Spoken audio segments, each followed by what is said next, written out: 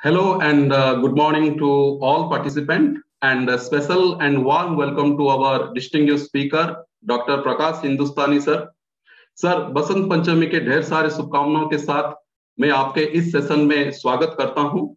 On behalf of the Jagran Lake City University, Faculty of Journalism and Creative Studies, I humbly welcome you all to this wonderful and yet exciting session.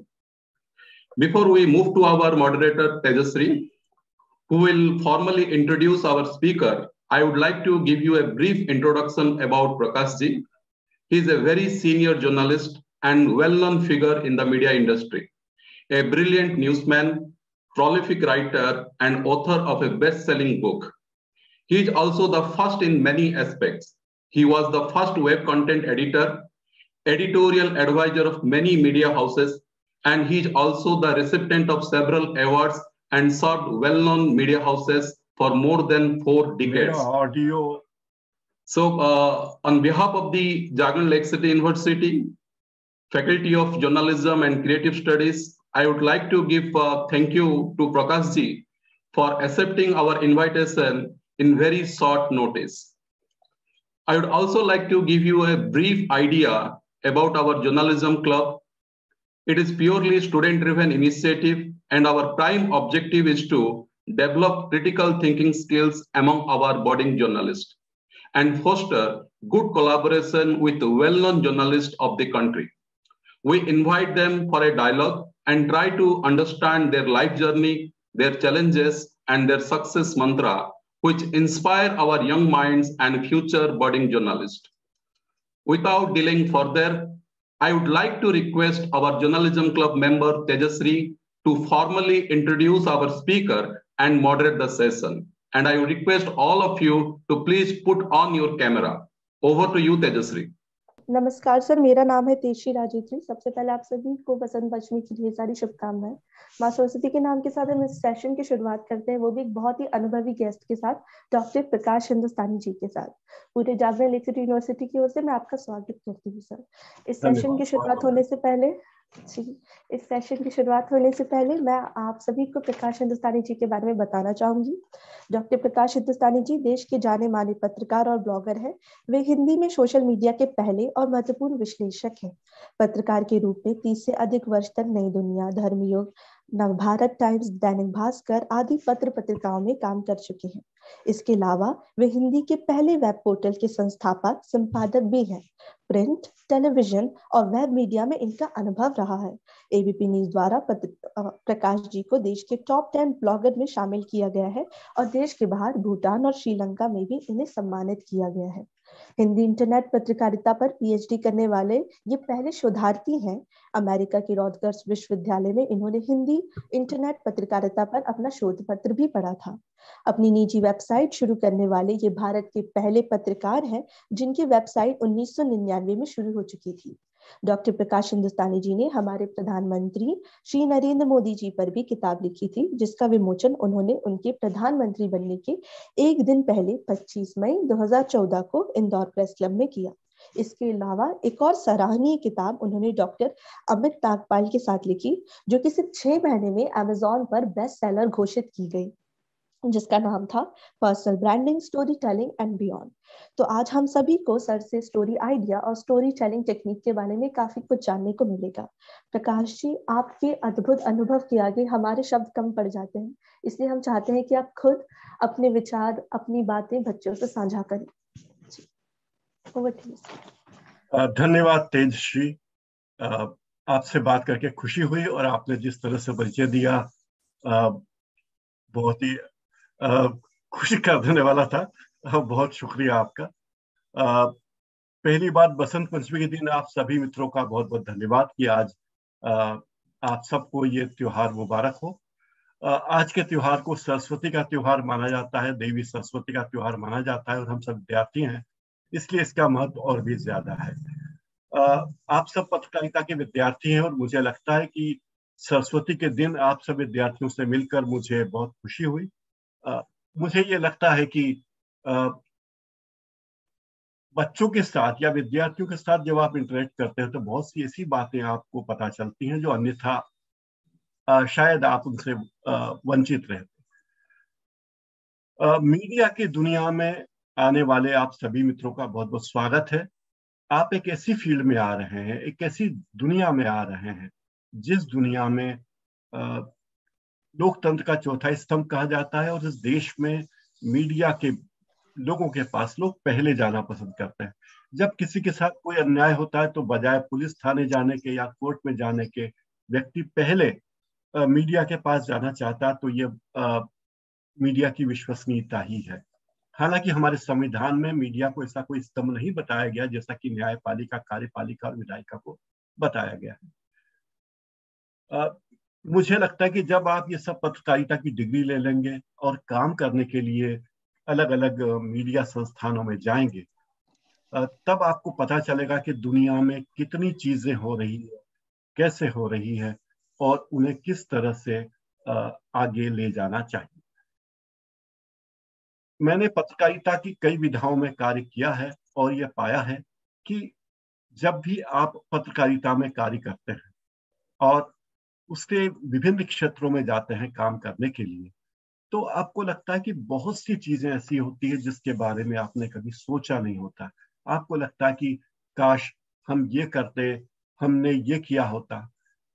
जब हमने पत्रकारिता शुरू की थी तब पत्रकारिता के संसाधन सीमित थे, इंटरनेट नहीं था, समाचार के लिए 4 प्रमुख समाचार एजेंसियां थी, इंटरनेट नहीं था तो आप जानते हैं मोबाइल नहीं थे, लैपटॉप इतने कॉमन नहीं थे जितने कि आज हैं। लैपटॉप जिसके पास होता था 2-2.5 लाख रुपए का होता था, वो बड़ा पैसे वाला व्यक्ति समझा जाता है, क्योंकि उस जमाने में जब रुपए की कीमत ज्यादा थी और लैपटॉप महंगा था तो लगता है बहुत बड़ी चीज है, ये व्यक्ति लैपटॉप लेकर घूम रहा है। तो ये सारी चीजें उस दौर में थी पत्रकारिता में। मुझे ये बताया है सर ने कि यहाँ मेरे साथ जो विद्यार्थी वो अलग अलग कक्षाओं के हैं, कुछ पीजी के भी हैं, कुछ यूजी के भी हैं। तो मुझे लगता है कि मेरी बातचीत को मुझे वो जनरलाइज करके बोलना पड़ेगा, क्योंकि मैं किसी एक कक्षा विशेष के लिए नहीं हूँ।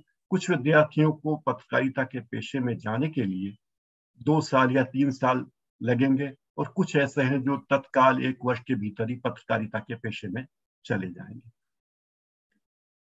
पत्रकारिता एक ऐसी विधा है जिसे आप अपनी इच्छा से चुन रहे हैं। इसकी बहुत सी शाखाएं भी है जो आपको पता चलेंगी कि आप कारपोरेट कम्युनिकेशंस में चले गए, कुछ लोग पीआर में चले गए, कुछ लोग विज्ञापन की दुनिया में कॉपीराइटिंग में चले जाएंगे। लेकिन यहाँ मैं पत्रकारिता की बात कर रहा हूँ। पत्रकारिता में भी खास तौर पर आइडिया जनरेशन और स्टोरी टेलिंग टेक्निक्स क्या है, ये एक बहुत महत्वपूर्ण मुद्दा है। पहले जब पत्रकारिता होती थी, आज से 3 दशक पहले, तब मैंने कहा 4 समाचार एजेंसियां थी, 2 अंग्रेजी की थी और 2 हिंदी की थी। समाचार भारती और हिंदुस्तान समाचार हिंदी की समाचार एजेंसियां थी जो भारतीय भाषाओं में भी खबरों का प्रसारण करती थी।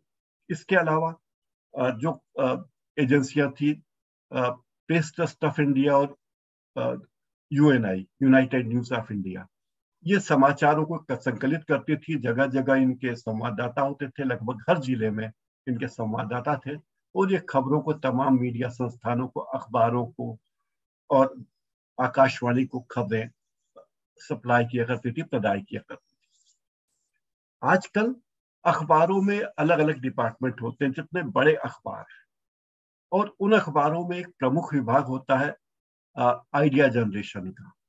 आइडिएशन डिपार्टमेंट होता है। पहले अखबारों में संपादकीय विभाग होते थे, वो अभी भी है, रिपोर्टिंग है ही, सबिंग के डिपार्टमेंट है, लेकिन आइडिया जनरेशन के लिए आइडिएशन विभाग एक अलग विभाग हो गया है। उस आइडिएशन विभाग में अगर आप रिपोर्टर हैं या आप डेस्क पर हैं तो आपको आइडिया शेयर करना होते हैं, फिर आपके सीनियर्स उस आइडिया को ओके करते हैं, उस आइडिया पर बातचीत होती है और आगे जाकर आपको उस आइडिया पर काम करना होता है। इसलिए आप पाएंगे, ऐसा मेरा निजी अनुभव है, कि वर्तमान दौर में पत्रकारिता ज्यादा सापेक्षिक हो गई है और ज्यादा सकारात्मक तरीके से खबरें सामने आने लगी हैं। अगर आप अखबार में काम करते हैं या मैगजीन में काम करते हैं तो आइडिया जनरेशन के लिए आपको क्या करना है। एक दौर में होता था कि संवाद, कहीं कोई घटना घटी, रोज शाम को संवाददाता अपने फील्ड के विभागों में फोन करते थे। कुछ पत्रकार हैं जिनका विभाग दुर्घटनाओं से संबंधित था या पुलिस का था, तो वे पुलिस मुख्यालय को फोन करते थे कि आज की मुख्य खबरें क्या है। अगर कोई और बड़ी खबर होती थी तो पुलिस वाले खुद अखबार के संवाददाताओं को अपने यहाँ बुला लेते थे और कहते थे कि आज हम इस विषय पर पत्रकार वार्ता करने वाले हैं, और अगले दिन अखबारों में वो खबर चित्रों के साथ छप जाती थी। ऐसा अभी भी होता है। लेकिन अब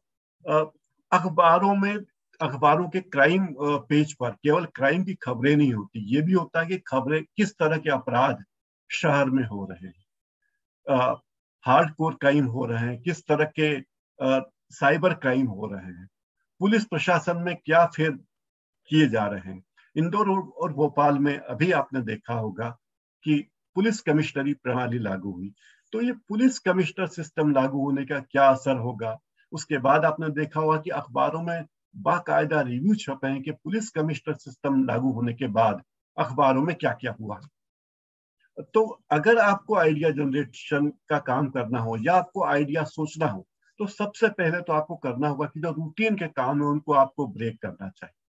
जो भी चीज रूटीन की आप करते हैं कि रोज फोन कर लिया, अगर आप कोर्ट की बीच में तो कोर्ट न्यायालय के में काम करने वाले सीनियर वकील को फोन कर लेते हैं लोग, वो आपको अपना रूटीन ब्रेक करना होगा और खुद आपको मौके पर जाना होगा।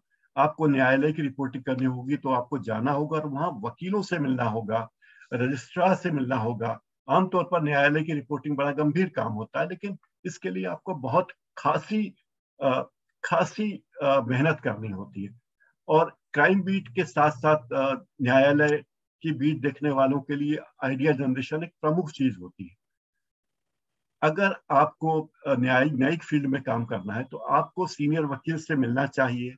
न्यायिक प्रणाली में क्या क्या चुनौतियां हैं इसके बारे में ध्यान रखना चाहिए। तो अपने रूटीन को पहले ब्रेक कीजिए। वो रूटीन ये भी हो सकता है कि अगर आप किसी एक मार्ग से, खास मार्ग से अपने ऑफिस जाते हैं तो हो सकता है कि अपना दफ्तर अलग रास्ते से जाए। और आजकल एक और चीज टेलीविजन चैनलों में बहुत चल रही है, वो है न्यूज जनरेशन के बजाय या स्टोरी आइडियाज जनरेट करने के बजाय कई न्यूज चैनल तो खबरें गढ़ने लगे हैं। और ये अच्छी बात नहीं है कि न्यूज चैनल अपनी खबरें गढ़ें, अपनी खबरें बनाए, यानी जो खबर है ही नहीं उसे बने। 2-3 उदाहरण देना चाहूंगा, आपको शायद दिलचस्प लगेगा। कुछ साल पहले की बात है, एक मशहूर चैनल है, चैनल का नाम भी बता देता हूं, आज तक चैनल पर एक खबर चली कि दिल्ली के एक प्रमुख मार्ग पर एक ऐसी काली कार जा रही है जिसमें ड्राइवर है ही नहीं।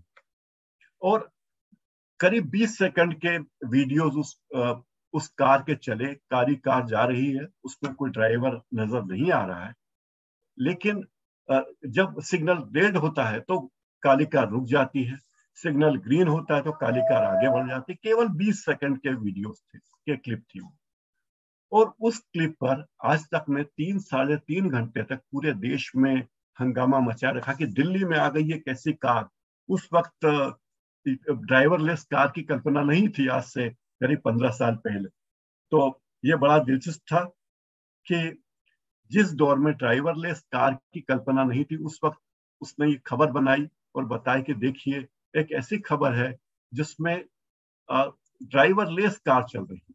और वो ड्राइवरलेस कार ऐसी थी कि सारे लोग जिज्ञासा से देखकर आए।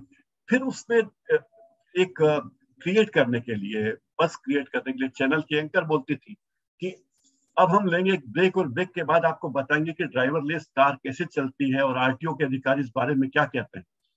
फिर ब्रेक होता है, ब्रेक के बाद आरटीओ के अधिकारी आते हैं, बोलते कि ऐसा कोई कानून नहीं है, ऐसी कोई गाड़ी बनी नहीं है। फिर वो बोलते कि आखिर, आधे घंटे के बाद उन्होंने कहा कि आखिर हम लोगों ने खोज निकाला कि गाड़ी का मालिक कौन है। और 1 घंटे के बाद हम और ड्राइवर का मालिक हमारे पास आएंगे हमारे। और बड़ी देर तक उन्होंने चहल पहल की और पूरे सनसनी मची रही कि आखिर ये क्या है ड्राइवरलेस कार। उस दौर में, आज से 15-20 साल पहले, ड्राइवरलेस कार कैसी होती। तो बड़ी खूबी से अंत में उन्होंने बताया कि साहब इस कार के मालिक ने बताया कि ये मेरी कार है, मेरे घर पे 4-5 कारें हैं, मेरे बच्चे स्कूल से आते हैं तो ड्राइवर ये कार लेके बच्चे को लेने गया था, लेकिन ये बगैर ड्राइवर के कार चली कैसे, ये मुझे इसके बारे में पता ही नहीं। फिर उसने सस्पेंस क्रिएट किया एजेंसी ने और बताया कि आखिर हमें पता चल गया कि किसके पास थी वो कार, और वो उस कार के ड्राइवर को लेकर स्टूडियो में बैठा दिया। उस स्टूडियो में ड्राइवर से पूछा कि ये कार, उसने कहा कि हाँ, ये शाम के वक्त मेरी ड्यूटी होती कि इस कार को लेके जाता हूँ स्कूल और मेरे सेठ के या कार के मालिक के बच्चों को स्कूल से लेकर आता हूँ। फिर उसने रहस्य उद्घाटन किया करीब 3 घंटे के सस्पेंस के बाद कि उसकी हाइट काफी अच्छी थी और ड्राइवर के पास वाली सीट पर बैठकर नीचे झुककर वो इस तरह नीचे झुककर अपने पैरों से और हाथों से नीचे से कार को ड्राइव कर रहा था। यानी 3-3.5 घंटे के बस क्रिएट करने के बाद खबर निकली टाए टाए फिस, और सारे लोग, पूरे देश के लोग जिज्ञासा से इस इतने बड़े चैनल को देखते रहे। तो ऐसी खबरें भी होती है। जो खबर क्रिएट की जाती है, खबर में भले ही खबर का महत्व सामाजिक महत्व हो या नहीं, राजनीतिक महत्व हो या नहीं, लेकिन ऐसी खबर क्रिएट की जाती है जो अपने आप में बड़ा विचित्र लगता है, लेकिन ऐसा होता है। एक और उदाहरण देना चाहूंगा। मैं जिस चैनल में काम करता था उस चैनल के एक रिपोर्टर और कैमरामैन के साथ ही घटना। हमारे चैनल के हेड ऑफिस से नोएडा से फोन आया इनपुट डिपार्टमेंट से कि बहुत दिनों से आपके यहाँ कोई ऐसी सनसनीखेज खबर नहीं आई है जिससे कि बहुत अच्छी टीआरपी मिले, क्योंकि आप जानते हैं कि टेलीविजन चैनलों में सारा खेल आजकल टीआरपी का है। तो उसने कहा कि बहुत दिनों से आपने कोई टीआरपी वाली न्यूज नहीं दिखाई, आप कोई हमें ऐसी खबर भेजिए कि टीआरपी में हमारी चैनल एकदम आगे हो जाए। अब एक रिपोर्टर ने कहा ठीक है, मैं ऐसी रिपोर्ट लाके दूंगा, लेकिन कोई भी मुझे उस रिपोर्ट को भेजने के पहले कुछ कहेगा।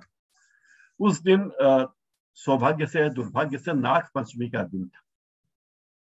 वो रिपोर्टर महोदय कैमरामैन को लेके इंदौर के एक बड़े शिव मंदिर में गए, और देव गुराड़िया में एक बहुत बड़ा शिव मंदिर है, इंदौर से जो लोग परिचित हैं। तो शिव मंदिर में उन्होंने देखा कि मंदिर के बाहर कुछ सपेरे नाग की पूजा करवा रहे थे और नाग से और पैसे चढ़वा रहे थे। तो उस रिपोर्टर ने जाकर उस सपेरे को 100 रुपए दिए और कहा कि भाई तुम्हारा नाग मुझे 20 मिनट के लिए किराए पर चाहिए और आपको भी चलना पड़ेगा। और वो कैमरामैन रिपोर्टर दोनों मिलकर सपेरे को नाग के साथ शिव मंदिर में ले आए और कहा कि ये शिव, सारे लोगों से उन्होंने कहा कि कृपया यहाँ से हट जाइए, नाग देवता आ गए हैं मंदिर में, या दूर से देखिए। और उन्होंने शिवलिंग पर सांप छोड़ दिया और कैमरामैन ने बहुत सारे फुटेज बना ली कि देखिए साहब, ये नाग जो है, नाग पंचमी के दिन शिव जी के दर्शन करने के लिए आया, कितना शिव भक्त नाग है। और ये बड़ी ऐतिहासिक खबर है। इस तरह से खबर उसने बनाई। फिर उसने पंडित को बुलाया और कहा कि देखिए पंडित जी, आपका इंटरव्यू टेलीविजन चैनल पर आएगा, लेकिन हम जो कहेंगे आपको वो बात दोहरानी है हमारे कैमरे के सामने। तो पंडित ने कहा बताइए क्या कहना है, टीवी में आने का लालच उसको भी था। तो कैमरामैन ने और रिपोर्टर ने पंडित से कहा, पंडित जी ये बोलिए कि ये नाग देवता ऐसे हैं जो हर साल नाग पंचमी दिन यहाँ आते हैं और काफी यहाँ क्रीड़ाएं करते हैं और उसके बाद चले जाते हैं, अपने आप कहाँ से आते हैं हमें पता नहीं और कहाँ जाते हैं हमें पता नहीं। तो पंडित ने ये बातें दोहरा दी, कहाँ से आते हैं नाग देवता, कहाँ जाते हैं पता नहीं, लेकिन हर नाग पंचमी को शिव नाग देवता यहाँ प्रकट हो जाते हैं शिव मंदिर में, शिव की आराधना में, शिव जी के पक्के भक्त हैं ये नाग देवता। इस तरह की बातें उन्होंने की। फिर इसके बाद उन्होंने 2 भक्तों को पकड़ा, एक महिला को पकड़ा जो मंदिर दर्शन करने के लिए आई थी। कहा बहन जी आपको एक बाइट देनी है कि मैं हर नाग पंचमी को यहाँ आती हूँ मंदिर में दर्शन करने, और ये नाग देवता मुझे दर्शन देते हैं और मेरी सारी मनोकामनाएं पूरी हो जाती है। जब मैं नाग पंचमी के दिन शिव मंदिर आती हूँ और नाग देवता के दर्शन करती हूँ तो मेरी सारी मनोकामनाएं पूरी हो जाती है। और ऐसी ही एक बाइट उन्होंने एक दूसरे जेंटलमैन से, तो इस तरह उनके पास बाइट हो गई थी। उसके बाद उन्होंने नाग सपेरे को कहा कि भाई बहुत बहुत धन्यवाद, आप जा सकते हैं। और जाके दोपहर को उन्होंने खबर अपने इनपुट को भेज दी। इनपुट ने उस खबर पर 5 बजे एक कार्यक्रम की घोषणा की और स्कूल चलने लगा कि अभी 5 बजे देखिए इंदौर का अनूठा शिव मंदिर, जहां हर नाग पंचमी को आता है नाग और दर्शन करता है और मनोकामनाएं पूरी होती है लोगों की। बहुत सारी बातें उन्होंने प्रचारित की। 5 बजे जब कार्यक्रम आया तो मैं खुद वो कार्यक्रम देखकर चकित रह गया कि किस तरह से एक झूठी खबर हमारे एक रिपोर्टर ने प्लांट की। और जब वो खबर प्रसारित की गई तो हमारे जो चैनल के प्रतिस्पर्धी चैनल थे, उनके इनपुट से फोन आए कि देखिए क्या खबर चल रही है, एक ऐसा अनूठा शिव मंदिर है इंदौर में जहां हर नाग पंचमी के दिन नाग देवता आते हैं और आपको पता ही नहीं कि कैसे शिव मंदिर है और आपने कोई खबर नहीं भेजी। तो जैसे ही वो दूसरे चैनलों को संदेश आए तो उनके रिपोर्टर भी वहां गए, भागते हुए गए, लेकिन वहां कोई नाग थे नहीं, तो उन्हें उनकी खबर मिली नहीं। उन्होंने अपने इनपुट से कहा कि ये खबर तो झूठी है, कोई नाग देवता वगैरह नहीं। उन्होंने कहा कि भाई ये वहां पे खबर चली कैसे चली। तो जो दूसरे रिपोर्टर थे उन्होंने हमें फोन किया, लेकिन एक मुझे ये कहने में खुशी है कि पत्रकारों की निगाह पत्रकारों की ही होती है। हमारे प्रतिस्पर्धी चैनल के एक रिपोर्टर ने मुझे फोन करके कहा कि आपने ये खबर फर्जी बनाई है और ऐसी फर्जी खबरें बनवाना ठीक बात नहीं है। मैंने कहा आप कैसे कह सकते कि खबर फर्जी? उसने कहा कि शिव मंदिर में शिव जी के की शिवलिंग के आसपास जो नाग घूम रहा था, उसके माथे पे नाग के ऊपर उसके फन के पास कंकु लगा हुआ था। तो इसका मतलब कोई सांप अगर जंगल से आया तो उसको कंकु कैसे लगा हुआ? लेकिन हमारा इनपुट डिपार्टमेंट वो खबर नहीं पकड़ पाया कि फर्जी खबर है और खबर बहुत चली और बहुत दिनों तक लोग उसके बारे में बातचीत करते रहे। तो आजकल खबरों का रुख बदल गया है। आजकल इनपुट डिपार्टमेंट में खबरें बनाई जाती है, एंकर खबरें क्रिएट करते हैं और एक पक्षी खबरें भी चल रही हैं जो कि नहीं चलनी चाहिए। और आप इससे मेरी बात से इत्तेफाक रखेंगे कि ऐसा नहीं होना चाहिए, लेकिन ये चीजें हो रही है। दूसरी एक बात और कहना चाहूंगा कि जो भी खबरें इस देश में आती हैं उनका कोई ना कोई प्रारंभिक सूत्र होता है। आमतौर पर खबरें जो बड़े संस्थान है उनमें कोई खबर प्रसारित होती है या छपती है, बड़े चैनल पे आती है, तो सबकी निगाह में आता है कि अरे इतनी बड़ी खबर आ गई है। लेकिन उस खबर के पीछे कहीं ना कहीं किसी गांव में काम करने वाला कोई संवाददाता होता है। 2-3 बड़ी खबरों का जिक्र करना चाहूंगा जो ऐतिहासिक तौर पर यादगार खबरें हैं। एक खबर है भागलपुर आंख फोड़ कांड, जिस पर गंगाजल फिल्म भी बनी थी। भागलपुर में, बिहार के भागलपुर में काफी पुरानी बात है, करीब 3 दशक पुरानी, बहुत अपराध बढ़ रहे थे। तो एक थानेदार ने अपराधियों को पकड़कर उनकी आंखों में तेजाब डाल दिया और उनको अंधा कर दिया। ये एक ऐसी खबर थी जिसने हमारी पूरी न्यायिक व्यवस्था को हिलाकर रख दिया। इस खबर को ब्रेक करने वाला वहां का एक छोटा सा अखबार था, एक साप्ताहिक अखबार था, लेकिन एक राष्ट्रीय दैनिक ने, अंग्रेजी के एक राष्ट्रीय दैनिक ने, इंडियन एक्सप्रेस ने और जनसत्ता ने उस खबर को उठा लिया और अपने यहाँ प्रकाशित किया। तो उसे एकदम बड़ी खबर के रूप में मान्यता मिली, उसके संवाददाता को बहुत से सम्मान भी मिले और बड़ी खबर थी। एक और खबर थी कमला कांड। एक जिस तरह महिलाओं का अपहरण होता है, उनकी खरीद फरोख्त होती है, इंडियन एक्सप्रेस के एक रिपोर्टर ने क्या किया कि उसे जब पता चला कि बिहार के इंटीरियर में महिलाओं को की खरीद फरोख्त हो रही है और उन्हें बंधुआ मजदूर बनाया जा रहा है, तो उसने खुद ने कमला नाम की एक महिला मजदूर को खरीद लिया और पटना के एक प्रेस क्लब में जाकर बताया कि मैंने इसको खरीदा है। बाद में उस पत्रकार पर मुकदमे भी चले, क्योंकि इस तरह की खरीदारी करना गैर कानूनी है, लेकिन उससे बड़ी ब्रेकिंग खबर। तो जब आप आइडियाज जनरेट करने जाते हैं तो बेहतर है कि आप उन जगह पर जाएं जहां से आइडियाज मिल सकते हैं। आज के दौर में लोकल अखबार बहुत कम बचे हैं या मृतप्राय हैं। ऐसे में जो छोटी छोटी वेबसाइट्स होती जो जिलों में संचालित होती हैं, वे वेबसाइट्स चमत्कार कर रही और ऐसी ऐसी खबरें लाकर दे रही हैं, ऐसी खबरें ब्रेक कर रही कि अगर आप उन खबरों के भीतर तक जाएं तो बहुत सी बातें हो सकती। एक उदाहरण देता हूं, मध्य प्रदेश का एक जिला है झाबुआ। झाबुआ में चंद्रभान जयपाल सिंह भदौरिया नाम के एक शख्स हैं। वो एक यूट्यूब चैनल चलाते हैं, उसका नाम है झाबुआ लाइव, CB लाइव है उसका नाम, और झाबुआ लाइव और अलीराजपुर लाइव करके उन्होंने 3 चैनल चला दिए। आपको आश्चर्य होगा कि उनके इन तीनों यूट्यूब चैनलों के सब्सक्राइबर्स की संख्या 4.5 लाख। तो मेरी उनसे बात हुई, मैंने कहा कि आप किस तरह इतना बड़ा काम कर पाए कि 4.5 लाख इतनी बड़ी टीआरपी गेन कर पाए। तो उन्होंने कहा कि दुनिया बदल रही है और अब आदिवासी इलाकों में भी लगभग हर व्यक्ति के पास मोबाइल आ गया है। हम अपने जिले की हर खबर देते हैं। अगर एक छोटी सी मोटरसाइकिल दुर्घटना भी हुई तो भी वो खबर हम देते हैं। अगर किसी ग्राम पंचायत में चुनाव है तो वो खबर भी देते हैं। तो हम इस तरह से खबरों के पीछे जाते हैं कि वो खबर बहुत ज्यादा हमारे लिए मायने रखती है। और आदिवासी इलाकों में भी लगभग हर व्यक्ति के पास इंटरनेट है, मोबाइल है, सस्ते इंटरनेट कनेक्शन है। और दूर दूर के टोलों में अगर कोई व्यक्ति रहता है जहां अखबार पहुंचने में टाइम लगता है लेकिन हम तत्काल खबर दे देते हैं, तो हमें तत्काल उसका रिएक्शन मिलता है और हमें हमारी खबर बहुत ज्यादा रीच मिलती है। दूसरी बात, जो लोग झाबुआ और अलीराजपुर इलाके में थे, अधिकारी थे, उनके तबादले हो गए, हम उनकी खबरें भी देते हैं कि फलाना अधिकारी पहले झाबुआ में था, अब वो चला गया है रीवा और रीवा में वो इस पद पर है, हम वो खबरें भी देते हैं। तो जो व्यक्ति झाबुआ में था या है वो हमारे चैनल को सब्सक्राइब करता। तो ये एक बहुत मुझे विलक्षण तरीका लगा कि जो लोकल है, जो लोकल इश्यूज हैं, वही ग्लोबल।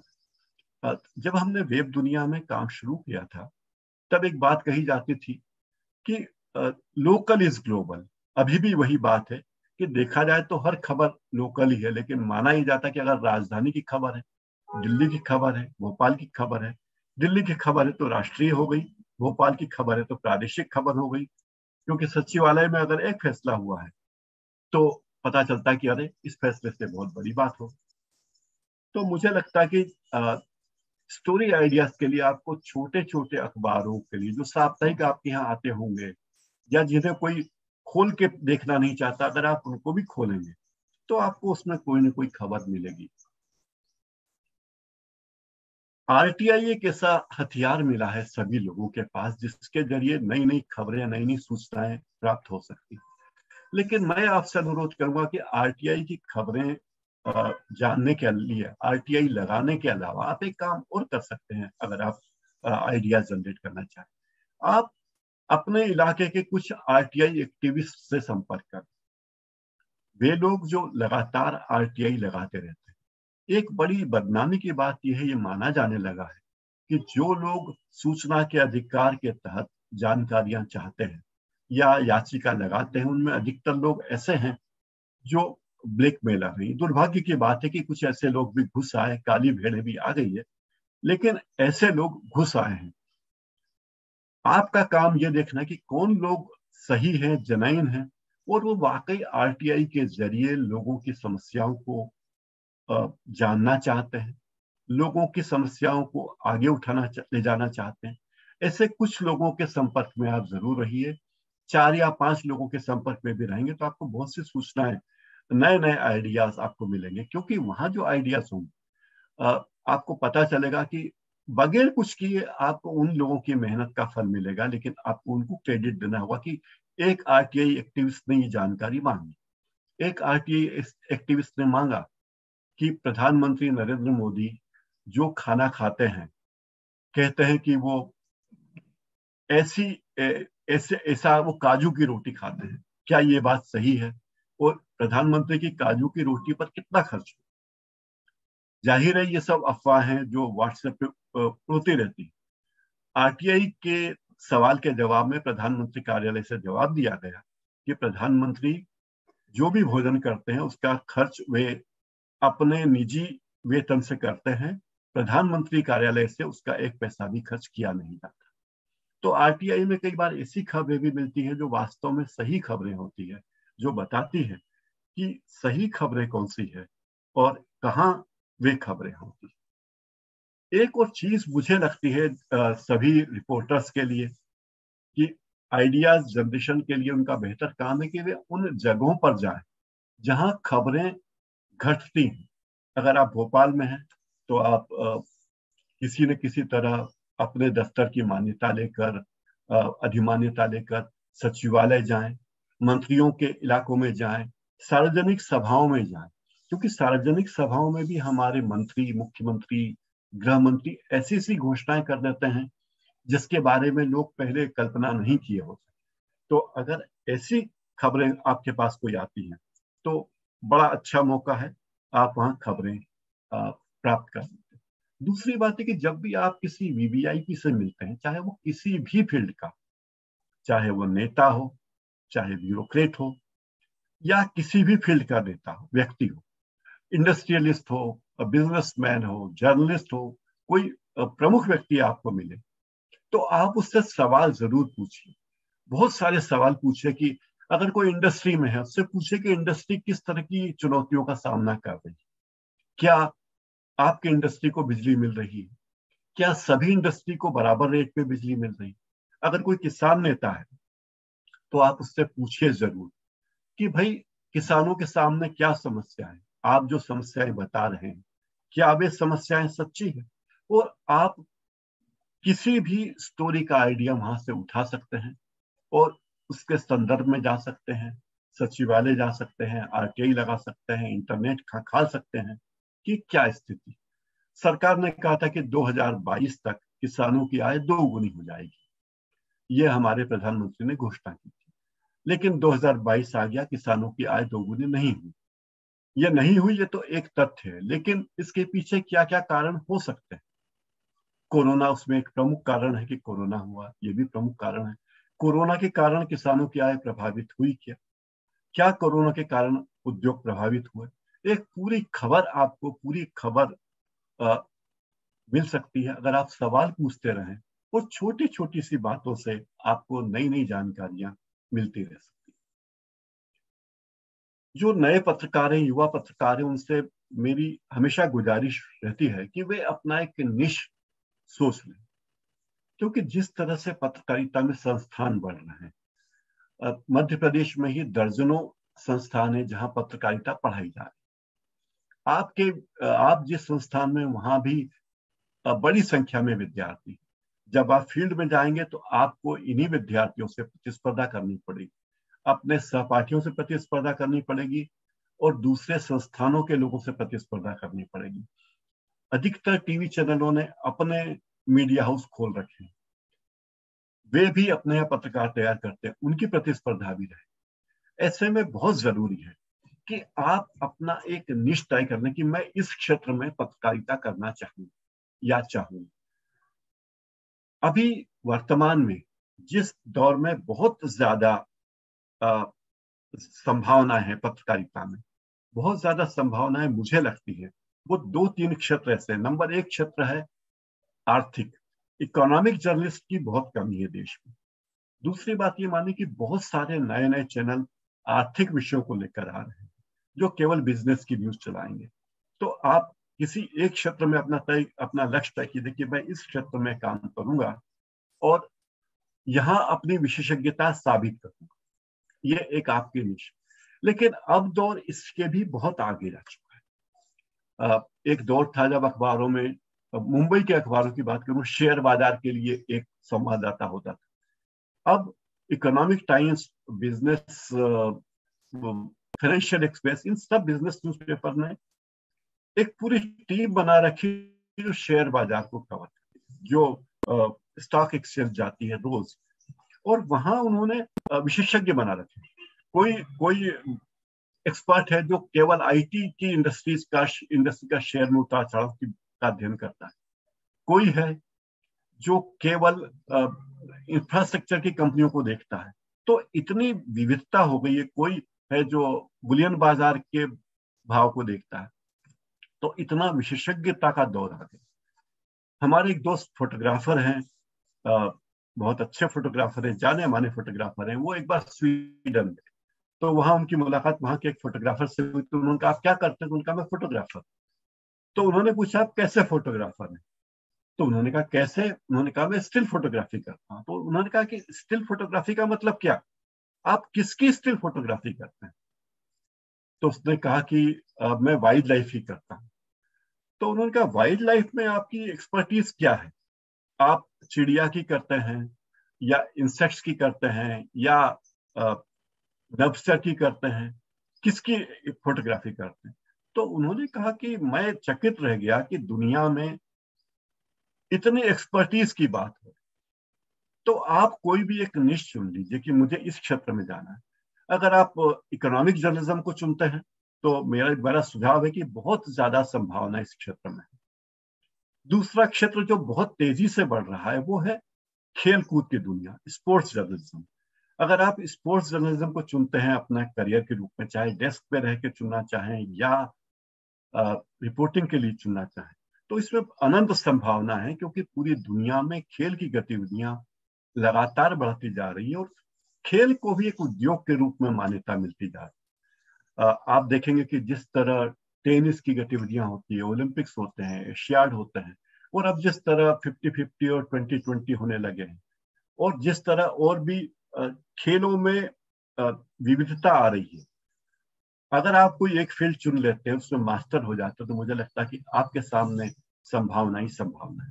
तो ये मौका जरूर चुनिए, क्योंकि ये एक ऐसा क्षेत्र है जहां आपको बहुत ज्यादा विशेषज्ञता का लाभ मिलेगा, और जब आप अकेले होंगे तो आप खबरें जनरेट भी कर पाएंगे। मैंने नवभारत टाइम्स में मुंबई में 16 साल काम किया। जैसा कि सब अखबारों में होता है, वहां भी सारी डेस्क थी, क्राइम की डेस्क थी, सिटी रिपोर्टिंग डेस्क थी, रिपोर्टिंग में भी अलग अलग डेस्क थी, बिजनेस डेस्क थी, और स्पोर्ट्स डेस्क में एक अलग डेस्क थी जिसमें मुंबई की घुड़दौड़ के बारे में कवर किया। और आपको यकीन नहीं होगा कि हमारे यहाँ श्याम कर्ण नाम के एक सज्जन थे, वो घुड़दौड़ के विशेषज्ञ थे। उनको घुड़दौड़ में शामिल होने वाले एक एक घोड़े का नाम, घोड़े के पिता का नाम, घोड़े के दादा का नाम, घोड़े के परदादा का नाम तक पता था। और वे बताते थे कि इस दौड़ में इतने किलोमीटर के दौड़े, इस दौड़ में इस घोड़े के जीतने की संभावना ज्यादा है। और कई लोग जो घुड़दौड़ में पैसा लगाते थे उनके पास आते थे और कहते थे कि हमें आपका मार्गदर्शन चाहिए, हम इस फील्ड में काम करना चाहते हैं। और अचरज की बात यह कि उस दौर में नवभारत टाइम्स हिंदी का अखबार था, लेकिन उस अखबार के रिपोर्टर श्याम कर्ण की रिपोर्ट टाइम्स ऑफ इंडिया में, इकोनॉमिक टाइम्स में, महाराष्ट्र टाइम्स में, सारी भाषाओं में अनुवाद करके छापी जाती थी और उन्हें बायलाइट थी। तो मुझे लगता है कि एक्सपर्टीज हासिल करने की बात है। आप किसी भी फील्ड में अगर एक्सपर्ट हैं तो आप उसके पीर हैं, उसमें कोई भी चीज प्राप्त कर सकते हैं। आजकल तो सोशल मीडिया एक ऐसा महान साधन आ गया हमारे पास, जिसमें कई खबरें आपको सोशल मीडिया पर मिल जाती है।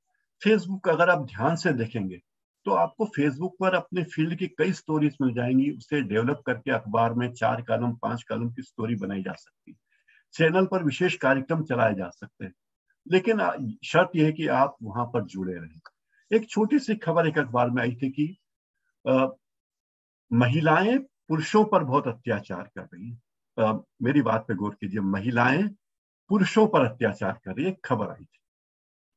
और सेव फैमिली फाउंडेशन एक संस्था है जो 498A के तहत, ये एक कानून की धारा है, भारतीय दंड विधान की धारा है, जिसके तहत उन पुरुषों पर निशाना साधती महिलाएं जो दहेज प्रताड़ना के मामले लगते हैं, उसमें केस चलता है या इस तरह के केस चलते हैं।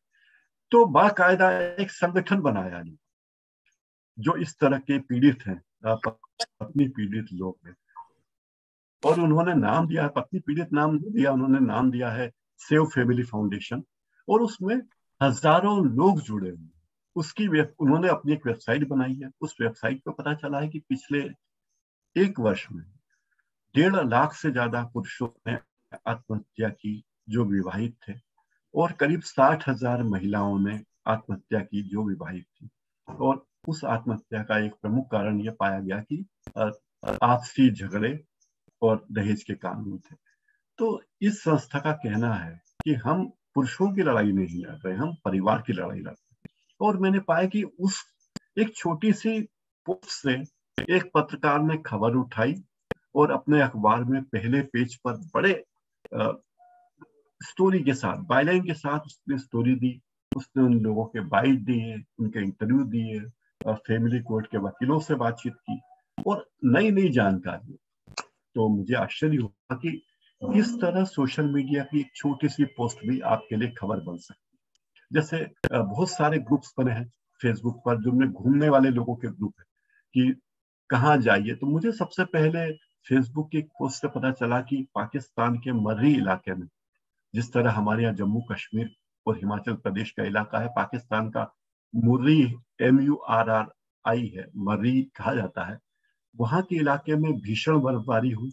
हमारे यहाँ तो सड़कें थी, प्रशासन था, तो उन लोगों को बचा लिया गया। लेकिन पाकिस्तान के मुर्री इलाके में 21 लोगों की मौत बर्फबारी के कारण, लोगों की अपनी कार में बैठे बैठे हो, क्योंकि कारें आगे बढ़ नहीं पाई, लोग अपनी कारों में बंद हो गए और सांस लेने की दिक्कत हुई, खाने पीने का सामान उनके पास नहीं था। ऐसे 21 लोगों की मृत्यु हो गई। ये मुझे सबसे पहले फेसबुक से पता चला और उसी पोस्ट में उसने लिखा था कि पाकिस्तान से ऐसी खबर है, इसलिए आप जहां भी हो आप जगह छोड़ दें और सुरक्षित स्थान पर पहुंचे। और मुझे लगता है कि ऐसी फेसबुक पोस्ट का ही असर है कि लोगों ने अपनी जान बचाई, अपनी जान बचाने में लोग कामयाब हुए। मेरे पास कहने के लिए बहुत सारी बातें हैं, लेकिन मैं ये जानना चाहता हूँ कि मेरे पास समय कितना है। पंडा साहब, मैं कितनी देर तक अपनी बात जारी रख सकता हूँ?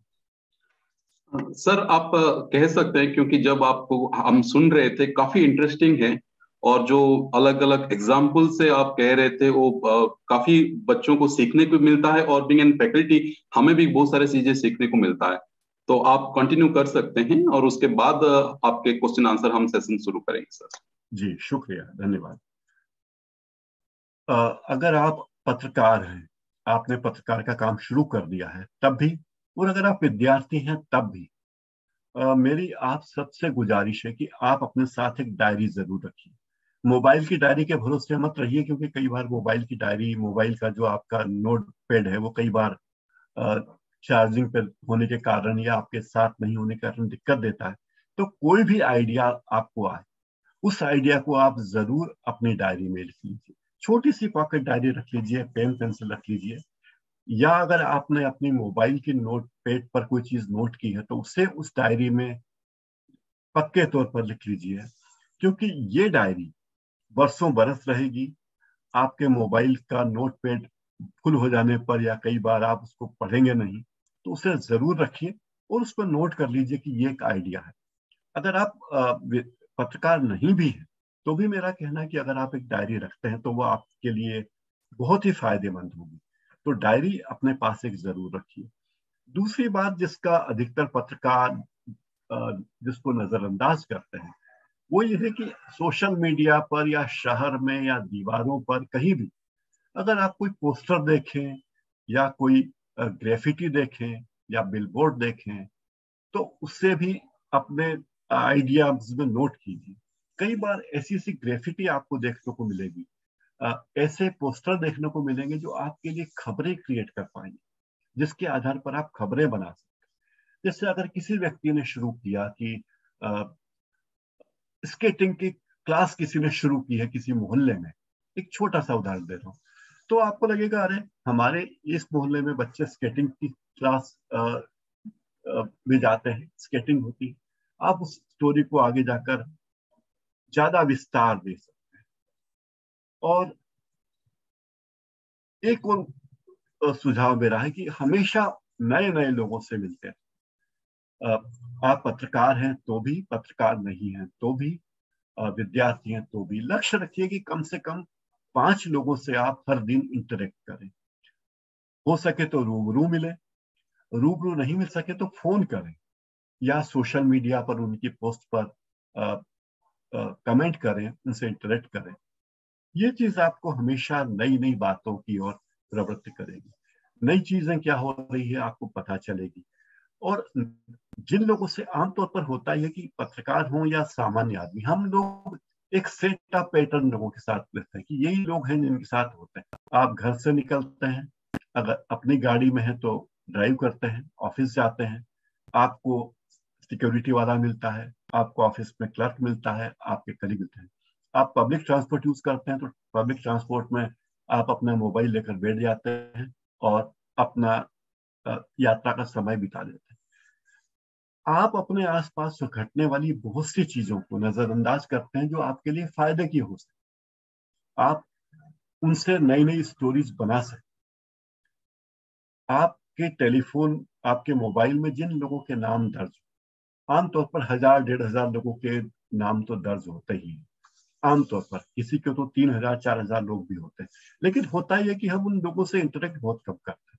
कोई मौका आया, हम मिले, किसी कार्यक्रम में कहीं मिले, हमने नंबर लिया, सेव किया, किसी क्लब में मिले, रेस्टोरेंट में मिले, नंबर सेव किया और चले गए।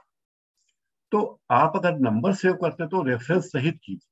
जैसे अगर मैं मान लीजिए पंडा साहब से मिला और सयाजी होटल में मिला, तो मैं नोट कर लूंगा कि डॉक्टर जयंत पंडा, सयाजी होटल, 15/3/21। तो मुझे याद है कि पंडा साहब से मैं सयाजी होटल में मिला था, 15 तारीख को मिला।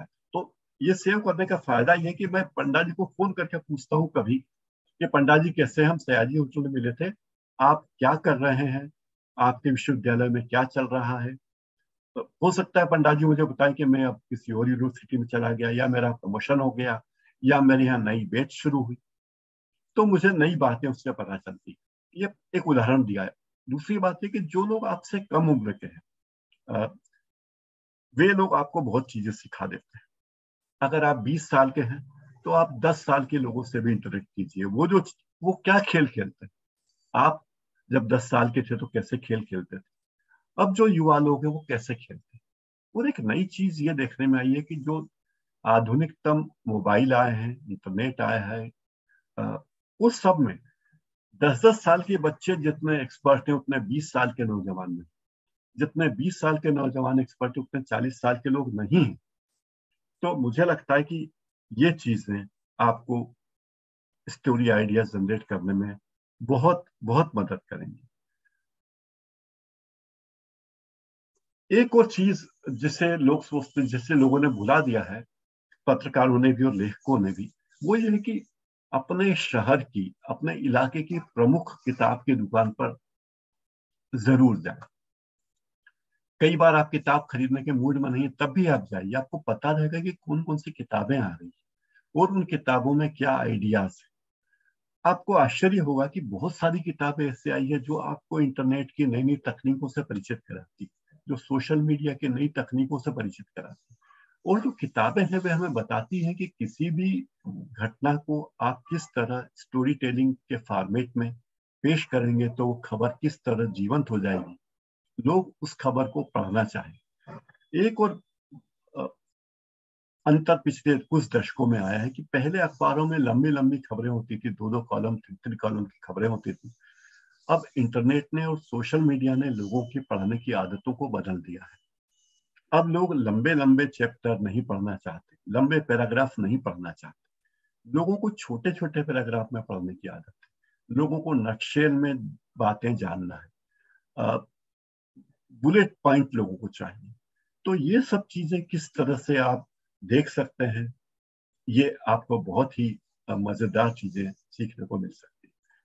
दूसरा एक और तरीका है आइडिया जनरेट करने के लिए कि आप हमेशा अगर एक ही जगह पर जाते हैं, चाय पीने, कॉफी पीने, खाना खाने, तो आप बदलिए अपने ट्रेड को।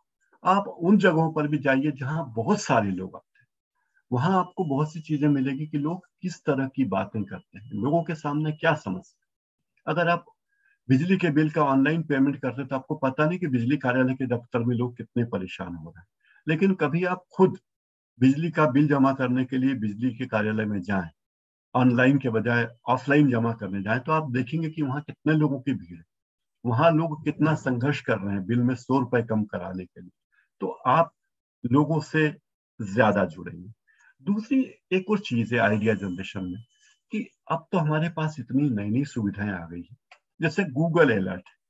आप गूगल अलर्ट का उपयोग कर सकते हैं नए अलर्ट पाने के लिए। आप वहां सेट कर दें कि जो भी आपकी इच्छा है, new techniques new techniques in computer technology, new techniques in journalism, new trend in journalism, तो उससे संबंधित कोई भी खबर या आर्टिकल आएगा तो आपको आपके मेल में वो मिल जाएगा। तो ये ऐसी चीज है कि इससे आपका काम बड़ी आसानी से हो जाए। दूसरी बात यह है कि किसी भी विषय पर काम करने के लिए आप तैयार रहिए, उसके भीतर तक गहराई तक जाने के लिए हमेशा उत्सुक रहिए। ये सतही बातों से अपना मन न भरिए, मुझे ये चीज हो गई है, मेरा काम हो गया है। अगर आपने एक खबर लिखी तो जो खबर आपने लिखी है उससे कम 10 गुना जानकारी आपके पास होना चाहिए। एक छोटा सा उदाहरण मुझे मेरे युवावस्था में देखने को मिला। एक पत्रिका निकलती थी दिनमान, और हमारे यहाँ सरदार सरोवर बांध बन रहा था जिसका बहुत विरोध हुआ, क्योंकि डूब में बहुत सारी जमीन आ, किसान विरोध कर रहे थे, मेधा पाटकर विरोध कर रही थी, बाबा आमटे आ गए थे, बहुत सारे आंदोलन चल रहे थे। मैंने उस पर एक रिपोर्ट लिखी। मैं दिल्ली गया और दिनमान के संपादक से मैंने टाइम लिया कि मैं आपसे मिलना चाहता हूँ, मेरे इलाके का एक रिपोर्ट देना चाहता हूँ। उन्होंने मुझे अपने दफ्तर में बुलाया, मैंने उन्हें रिपोर्ट दी, उन्होंने रिपोर्ट देखी और 1.5 घंटे तक उन्होंने मेरा इंटरव्यू लिया कि सरदार सरोवर बांध कहाँ बन रहा है, इसमें कितना डूब क्षेत्र में कितनी जमीन आ रही है, कितने लाख लोग प्रभावित हो रहे हैं, उन लोगों के पुनर्वास की क्या व्यवस्था है। जो बातें मैंने लिखी थी संक्षेप में, उसका उन्होंने मुझसे पूरा विश्लेषण करवाया, समझा, और उसके बाद वो रिपोर्ट अपनी पत्रिका में प्रकाशित की। तो मुझे लगता कि अगर मैं केवल जानकारी उठाकर दे देता कहीं से फोन पर लेकर या किसी से बातचीत के आधार पर, तो वो बात नहीं होती। तो इस बात का हमेशा ध्यान रखिए कि कोई भी बात हो वो ऐसी हो जिसमें कि आप अंदर तक जाएं। ऐसा ना हो कि आपने जो बात कही उतनी ही बातें आपको पता है, उसके अलावा आपको और बातें पता नहीं। तो ये चीज जरूर रखिए। और कई आइडियाज होते हैं जिनको आप डेवलप नहीं कर पाते, आपको लगता है कि किसी एक खास विषय पर बहुत अच्छा काम होना चाहिए और आप उसको छोड़ देते हैं। तो मुझे लगता है कि आप ऐसा न करें, उससे भी नोट करें और वक्त का इंतजार करें कि सही मौका आएगा तो आप उस पर आगे काम करेंगे। मान लीजिए कोरोना काल है, आप बहुत सी खबरें करना चाहते हैं लेकिन नहीं कर सकते, तो उसमें हताश होने की बात नहीं है। आप उसको नोट करके रखें, मौके का इंतजार करें। अब कोरोना खत्म हो गया है, अब खबरों को ले सकते हैं, तो आप उन खबरों की ओर जा सकते हैं। मुझे लगता है कि लगभग सारी बातें, जो प्रमुख प्रमुख बातें थी, मैं कह चुका हूं। और इसके अलावा जो स्टोरी टेलिंग की बात है, तो मैंने कोशिश की है कि मैं अपनी बातचीत को इस अंदाज में कहूं, बजाय भाषण के और सिद्धांतों के और परिभाषाओं के, इस तरीके से बात करूं कि मेरे जो मित्र हैं, जो मेरे साथ अभी जुड़े हुए हैं, उन्हें याद रहे कि हम क्या क्या बात कर रहे हैं और किस संदर्भ में बात कर रहे हैं। भोपाल बहुत अच्छी जगह है और आपने सचमुच एक बहुत अच्छा क्षेत्र चुना है। मैं आपको बधाई देता हूं कि आपने मीडिया के क्षेत्र को चुना है।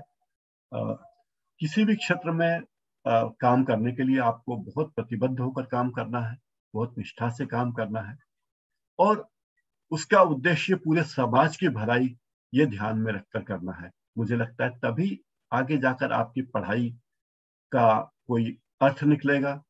आप पत्रकार बनेंगे तो आपकी पत्रकारिता का भी कोई अर्थ तभी निकलेगा जब वो समाज के लिए फायदेमंद हो, और आपके लिए तो फायदेमंद हो ही। मैं एक बार फिर जागरण लेक सिटी यूनिवर्सिटी के सभी साथियों का धन्यवाद अदा करना चाहता हूँ। तेजश्री का धन्यवाद देना चाहता हूँ, डॉक्टर जयंत पंडा का धन्यवाद देना चाहता हूँ, सभी दोस्तों का जिन्होंने मेरी बात सुनी और मुझे अपनी बात कहने का मौका दिया। बहुत बहुत धन्यवाद, शुक्रिया। प्रकाश जी, अगर आप अनुमति देंगे तो हमारे बच्चों का कुछ क्वेश्चंस हैं, तो आपसे प्रश्न काल वो करेंगे। तो मैं आग्रह करूंगा तेजश्री से कि तेजश्री जो सवाल जवाब है वो शुरू कर सकते हैं आप, और उसको संक्षेप में रखिए। जी सर। सर, आपके सारे शब्दों से हमें बहुत प्रेरणा मिली, और मेरा पहला सवाल आपसे ये है कि आधुनिक जीवन में कुछ शब्दों से हमारा ज्यादातर सामना होता है, जैसे कंटेंट, स्टोरी टेलिंग, नरेटिव, क्योंकि अपने विचारों को दर्शक तक पहुंचाना भी एक कला बन चुका है। तो इस कला में हम अपने आप को कैसे तैयार करें, अपने विचारों की क्षमता कैसे बढ़ाएं, अपनी बात कहने का तरीका कैसे अच्छा करें, और इस बारे में बताइए सर। तेजश्री, आपने बहुत अच्छा सवाल पूछा और बहुत अच्छे अंदाज में पूछा है। दोनों चीजें प्रभावित करने वाली लगी मुझे। मुझे लगता है कि एक कहावत है ना, करत करत अभ्यास के जड़बती होत सुजान। तो हमें बहुत मेहनत करनी चाहिए, अपनी कमियों को भी लिखना चाहिए, नजरअंदाज नहीं करना चाहिए, और अपने गुणों को भी मानना चाहिए। बेहतर है कि समय समय पर हम स्वॉट एनालिसिस करते रहें, हमारे अपने सामने क्या क्या चुनौतियां हैं, क्या क्या हमारी कमजोरियां हैं, क्या क्या हमारी स्ट्रेंथ है, हम इसका हिसाब लगाते रहें। दूसरी बात, अगर आप इसे डेली बेसिस पे करेंगे तो बहुत फायदेमंद। रोज रात को सोने के वक्त, नींद आने के पहले, अगर आप 5 मिनट या 3 मिनट का समय भी रोज दें कि आज मैंने जो जो कार्य किया, मैंने कहाँ कहाँ गलती की, मैं कहाँ बेहतर कर सकता हूँ, और कहाँ मेरे लिए संभावनाएं आगे हैं। चाहे आप कोई भी, किसी भी फील्ड के हों, आप राजनेता हों, नौकरशाह हों, उद्योगपति हों, शिक्षक हों, कोई भी, अगर आप अपने लिए थोड़ा सा समय दे सकते तो ये बहुत विश्लेषण आपको काम आएगा। मैंने कहाँ गलती की, सीखने का मौका मिलेगा। आपको कहीं वक्त पे पहुंचना है और आप वक्त पर नहीं पहुंचे, कितना नुकसान आपको हुआ, आप अंदाज लगा सकते हैं। कई बार ये होता है कि आप वक्त पे पहुंच जाते हैं, लेकिन दूसरे लोग जिनसे आपको मिलना है वो नहीं आते। लेकिन ऐसे में हमें एक अपना स्टैंडर्ड सेट करना है कि हम वक्त पर आएंगे ही। तो अगर ऐसे ही आप समीक्षा करते रहेंगे तो बहुत फायदेमंद है। दूसरी बात, आप जो भी कार्य करें, आप उसकी प्रैक्टिस करें, उसे दोहराएं। मैं किसी विषय पर लेख लिखना चाहता हूँ, भी मेरी एक बातचीत हुई, मैं मेरे सोशल मीडिया पर एक प्रोग्राम करता हूँ रोज शाम को 6 बजे, कभी हफ्ते में 3-4 दिन तो करता ही। उसमें मैं अलग अलग फील्ड के लोगों से बातचीत करता हूँ, और ये बातचीत 3 प्लेटफॉर्म पे, फेसबुक, लिंक्डइन और ट्विटर, फेसबुक, लिंक्डइन और यूट्यूब पर एक साथ प्रसारित होती है, और बाद में डेली हंट ऐप पर और दूसरे ऐप पर भी आती है, और एंकर एफएम में उसका पॉडकास्ट होता है। मैंने ये तकनीक पिछले 1 साल में सीखी, और मैंने सब्सक्राइब किया कुछ ऐप को, और मैंने पाया कि मेरे पास ये सुविधा है कि मैं चाहूँ, मेरे जितने सब्सक्राइबर हो चुके हैं, कि मैं चाहूँ तो एक साथ 3 प्लेटफॉर्म पर अपनी बात कर सकता हूँ, सोशल मीडिया, और मैं वो करता हूँ। मुझे उसमें एक बड़ा जोरदार प्रसंग आया। ओटीटी प्लेटफॉर्म पर एक गुल्लक नाम का एक सीरीज आई थी, पारिवारिक शो था, कई लोगों ने देखी होगी या नाम सुना। उस शो को फिल्म फेयर के 5 अवार्ड मिले। उस शो को लिखने वाले लेखक से मेरी बात हुई, तो उसने मुझे बताया कि गुल्लक इतना लोकप्रिय हुआ, इसका कारण ये कि मैंने उसकी स्क्रिप्ट 18 बार लिखी। मैंने एक बार लिखा, उसको रिवाइज किया, उसको रिवाइज किया।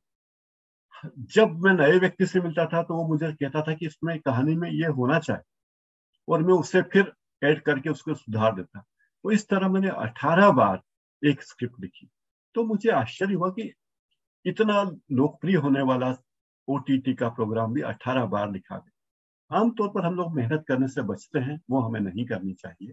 मेहनत करने से कभी बचना नहीं चाहिए। 2 बार, 3 बार, 4 बार अगर आप कोई भी खबर लिखेंगे या आलेख लिखेंगे तो आप उससे बहुत आ, मतलब फेमिलियर हो जाएंगे। तो मेहनत जरूर करनी चाहिए। बहुत बहुत धन्यवाद तेजश्री। जी सर, हम आपकी बातों पे जरूर अमल करेंगे।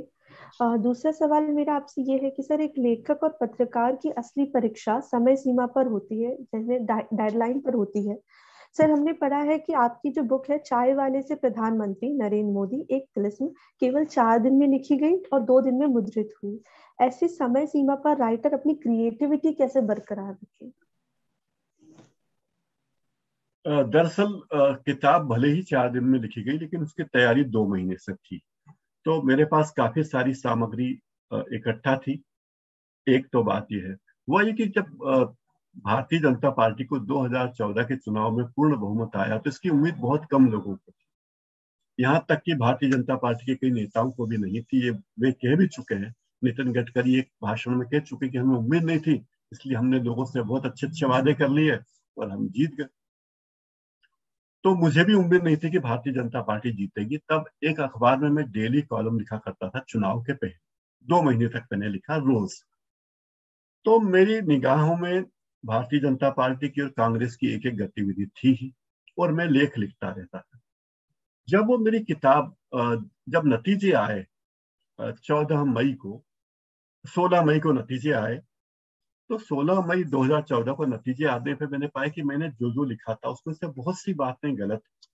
तो मेरे एक दोस्त ने मुझसे कहा कि तुमने जो लिखा था, जिस संदर्भ में लिखा था, आखिर उस पर क्या बदलाव हुए कि तुम्हारी सारा निचोड़ गलत साबित हो, तुम इस पर विचार करो। तो मुझे लगा ये बात तो सही है। तो वो किताब हमने लिखी, वो नरेंद्र मोदी और भारतीय जनता पार्टी की चुनावी रणनीति पर लिखी गई पहली किताब थी। और वो नरेंद्र मोदी पर किताब नहीं थी, बेसिकली नाम उसका जरूर नरेंद्र मोदी को संबोधित करके था, लेकिन वो इलेक्शन की स्ट्रेटेजी पर किताब लिखी गई थी, जो बहुत पसंद की गई। कई विश्वविद्यालयों में उससे पढ़ाया भी गया, मैनेजमेंट में पढ़ाया गया, और बड़ी संख्या में लोगों ने किताब खरीद कर गिफ्ट की, क्योंकि 26 मई को नरेंद्र मोदी जी ने शपथ ली थी और किताब का विमोचन एक दिन पहले हो चुका, बहुत चर्चित। लेकिन ये किताब जो है, उस किताब को मैं एक लेखकी कार्य मानने के बजाय उससे एक कंज्यूमर आइटम की तरह मानता हूँ कि एक कंज्यूमर आइटम। मुझे ये लगा कि मेरी किताब सबसे पहले आ जाए, ज्यादा बिके, लोगों की निगाह में आए, और हमने ये काम इतने कम समय में किया है, ये रहे। तो वो किताब एक तरह से कंज्यूमर आइटम ही कहूंगा, ये शब्द थोड़ा डिग्रेड करने वाला लगता है, लेकिन ये था कि एक किताब, मुझे लगा कि किताब भी कंज्यूमर आइटम की तरह क्यों ना बिके। जब आप कपड़ा खरीदते हैं, अलग अलग के मोबाइल खरीदते हैं, तो किताब भी इस तरह हाथों हाथ क्यों ना बिके और आदमी पहले की लेटेस्ट चीजें में पढ़े। इस तरह किताब लिखी।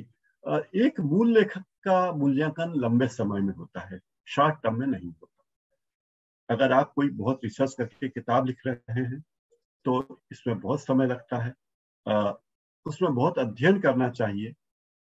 तो कई लोगों को मैंने देखा बहुत अध्ययन करके किताब लिखते हैं, 5-5 साल रिसर्च करते हैं। इतिहास की एक बहुत अच्छी किताब है जो मैं भी अपने सभी साथियों से कहूंगा कि वे जरूर पढ़ें। वो किताब है रामधारी सिंह दिनकर की किताब है, संस्कृति के 4 अध्याय। इस किताब की भूमिका पंडित जवाहरलाल नेहरू ने लिखी है, और जवाहरलाल नेहरू की भूमिका इतनी बढ़िया लिखी गई है, काफी लंबी 15-16 पेज में लिखी गई है, एक लेख की तरह। अगर आप ये किताब पढ़ लेते हैं तो आप पूरे इतिहास से वाकिफ हो जाएंगे। भारत के इतिहास को बोलचाल की भाषा में सरल हिंदी में लिखा गया। तो इतना अध्ययन करके किताब लिखी जानी चाहिए, जिसका जिक्र मैं आज आजादी के 75वें साल में भी कर रहा हूँ। मुझे लगता है कि ऐसी किताब होनी चाहिए। पत्रकार के सामने डेडलाइन होती है, चाहे अखबार में हो चाहे टीवी में हो। तो और टीवी में तो डेडलाइन और भी खतरनाक होती, क्योंकि वो हर पल डेडलाइन होती है। अखबार तो कल एक बार छपेगा, रात को ही छपेगा, सुबह 9 बजे घटना घटी है तो शाम तक का समय मेरे पास है उसको उसकी पड़ताल करने के लिए, लेकिन चैनल के पास इतना समय नहीं। तो डेडलाइन पर काम करना, आपको बहुत बिजली की सी तेजी होनी चाहिए, और सोचने का की क्षमता भी होनी चाहिए। हमारे एक सीनियर थे, उन्होंने मुझे एक बात कही थी, वो मैंने जीवन का सूत्र वाक्य बना लिया। उन्होंने कहा था कि अगर आपको टेलीविजन में पत्रकारिता करनी है तो आप अपनी सोच वहां से शुरू कीजिए जहां दूसरे लोगों की सोच खत्म हो जाती। जहां के आगे दूसरे लोग सोचना बंद कर देते हैं, आप उसके आगे सोचना शुरू कीजिए कि क्या हो। तो मुझे लगता है कि पत्रकार और लेखक में बहुत अंतर है, और पत्रकार को ये सोचना चाहिए कि अगर सुबह 9 बजे खबर है तो उससे सोचना चाहिए कि कल तक की खबर में क्या क्या हो जाए, क्या क्या स्थितियां होगी।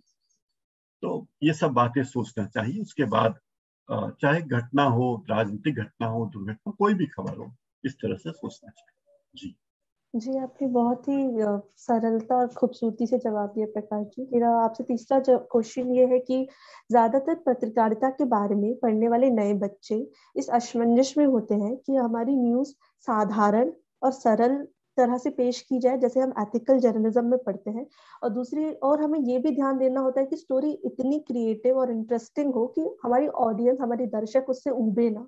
तो सर, इन दोनों चीजों में तालमेल कैसे बिठाया जाए कि हमारी स्टोरी इंटरेस्टिंग भी हो लेकिन ओवर ड्रामेटाइज ना हो जाए? जी, बहुत अच्छा सवाल जिसने भी पूछा है। दो चीजें हैं। जब आप पत्रकारिता करते हैं तो आप किस्से कहानी नहीं सुना रहे हैं, आप तथ्य बता रहे हैं। तो सारे तथ्यों को सिलसिलेवार रखना पहली शर्त है। जो भी तथ्यों सिलसिलेवार हो, क्रमांक 1, 2, 3, 4। दूसरी बात, अनावश्यक शब्दों का जाल उसमें न हो, स्पष्ट हो, सरल भाषा हो। और एक बात जरूर है कि सरल भाषा लिखना बड़ा कठिन काम। मैं बड़े क्लिष्ट कठिन शब्दों में बहुत बड़ी बात कह सकता हूँ, लेकिन सरल भाषा में कोई बात कहनी, सरल बोली में कहना। आप ये देखिए कि जो फिल्मी गाने हैं कितनी सरल भाषा में होते एकदम, और जो साहित्यिक गीत है हमारे वो उतने लोकप्रिय नहीं होते, जबकि फिल्मी गाने लोकप्रिय हो जाते हैं। एक बार कुछ सुनता उसे याद रह जाता। तो ये खूबी है, और यही बात आप अखबार के हेडिंग में पाएंगे और साहित्यिक पत्रिकाओं के शीर्षक में पाएंगे। अखबार हमेशा सरल भाषा का इस्तेमाल करते हैं। हमारे संपादक राजेंद्र माथुर थे, वो कहते थे कि अगर जरूरत शब्द लिखने पर काम चल जाता है जो कि 4 अक्षर रखते हैं, तो आप आवश्यकता मत लिखिए, क्योंकि आवश्यकता में ज्यादा अक्षर हैं, लंबा शब्द है, तो जरूरत समझ में भी आ जाता है, जरूरत बोल दीजिए। रेलवे स्टेशन सबको समझ में आ रहा है, तो रेलवे स्टेशन बोल दीजिए। जो बोलचाल के शब्द हैं उन्हें अच्छे से इस्तेमाल करना शुरू कीजिए। दूसरा, आपकी भाषा दिलचस्प हो सकती है अगर आप स्थानीय शब्दों को भी अपने यहाँ शामिल करें। जो लोकल शब्द है, निमाड़ी, मालवी, बुंदेली, बघेलखंडी, अवधी, भोजपुरी, अगर उनके शब्दों का इस्तेमाल अगर आप अपनी भाषा में करते हैं, अगर इंदौर में है और आप मालवी शब्द का इस्तेमाल कर रहे हैं, तो मुझे लगता है कि आपकी भाषा बहुत रोचक हो जाएगी। अगर आप लखनऊ में और उर्दू के शब्द का इस्तेमाल कर रहे हैं शीर्षक में, तो ज्यादा लोकप्रिय हो जाएगी। तो ये आपकी प्रैक्टिस पर निर्भर करता है और आपकी मेहनत पर निर्भर करता है। तेजश्री। जी सर, मेरा आपसे दूसरा सवाल ये है कि सर आपका अनुभव प्रिंट, टेलीविजन और वेब मीडिया और विभिन्न प्लेटफॉर्म्स में रहा है, तो एक लेखक को कितनी स्वतंत्रता मिलती है इन प्लेटफॉर्म्स पर कि वो अपने विचार व्यक्त कर सके, और कितना हमें अपने आप को परिस्थितियों के हिसाब से ढालना पड़ता है? जितने युवा मित्र हैं उन्हें मैं एक बहुत सलाह देना चाहूंगा, बिना मांगी सलाह है वैसे ये, पर सलाह ये कि कभी भी सोशल मीडिया पर जहाँ कुछ भी लिख सकते हैं, वहां कुछ तो भी ना लिखें। वहां आप वो चीज लिखें जो आप लिखना चाहते, आप जो बनना चाहते हैं। दूसरी बात है कि सोशल मीडिया है, चाहे कोई भी, और फेसबुक हो, लिंक्डइन हो, ट्विटर हो, इंस्टाग्राम हो, यूट्यूब हो, कोई भी प्लेटफॉर्म, अगर आप दिन भर यही लिखते रहे कि आज मैंने पिज्जा खाया, आज मैंने बर्गर खाया, मैंने मोटरसाइकिल पे खड़े होकर फोटो खींची और एक शेयर पीछे लिख दिया, ये सब आप करके भले ही आपको लाइक कमेंट मिल जाए, लेकिन ये आपकी अगंभीरता दर्शाता है। एक और चीज हो गई है आज के जमाने में कि जितनी बड़ी कंपनियां हैं, सोशल मीडिया पे आपकी उपस्थिति को बहुत गंभीरता से देखती हैं। आप किसी भी बड़े चैनल में या बड़े अखबार में जाते हैं तो वो आपके सोशल मीडिया अकाउंट जरूर खंगालते हैं। उनका एचआर डिपार्टमेंट देखता है कि यार XYZ तेजश्री ने हमारे चैनल में एंकर के लिए आवेदन भेजा है, और तेजश्री की उपस्थिति सोशल मीडिया पर कैसी।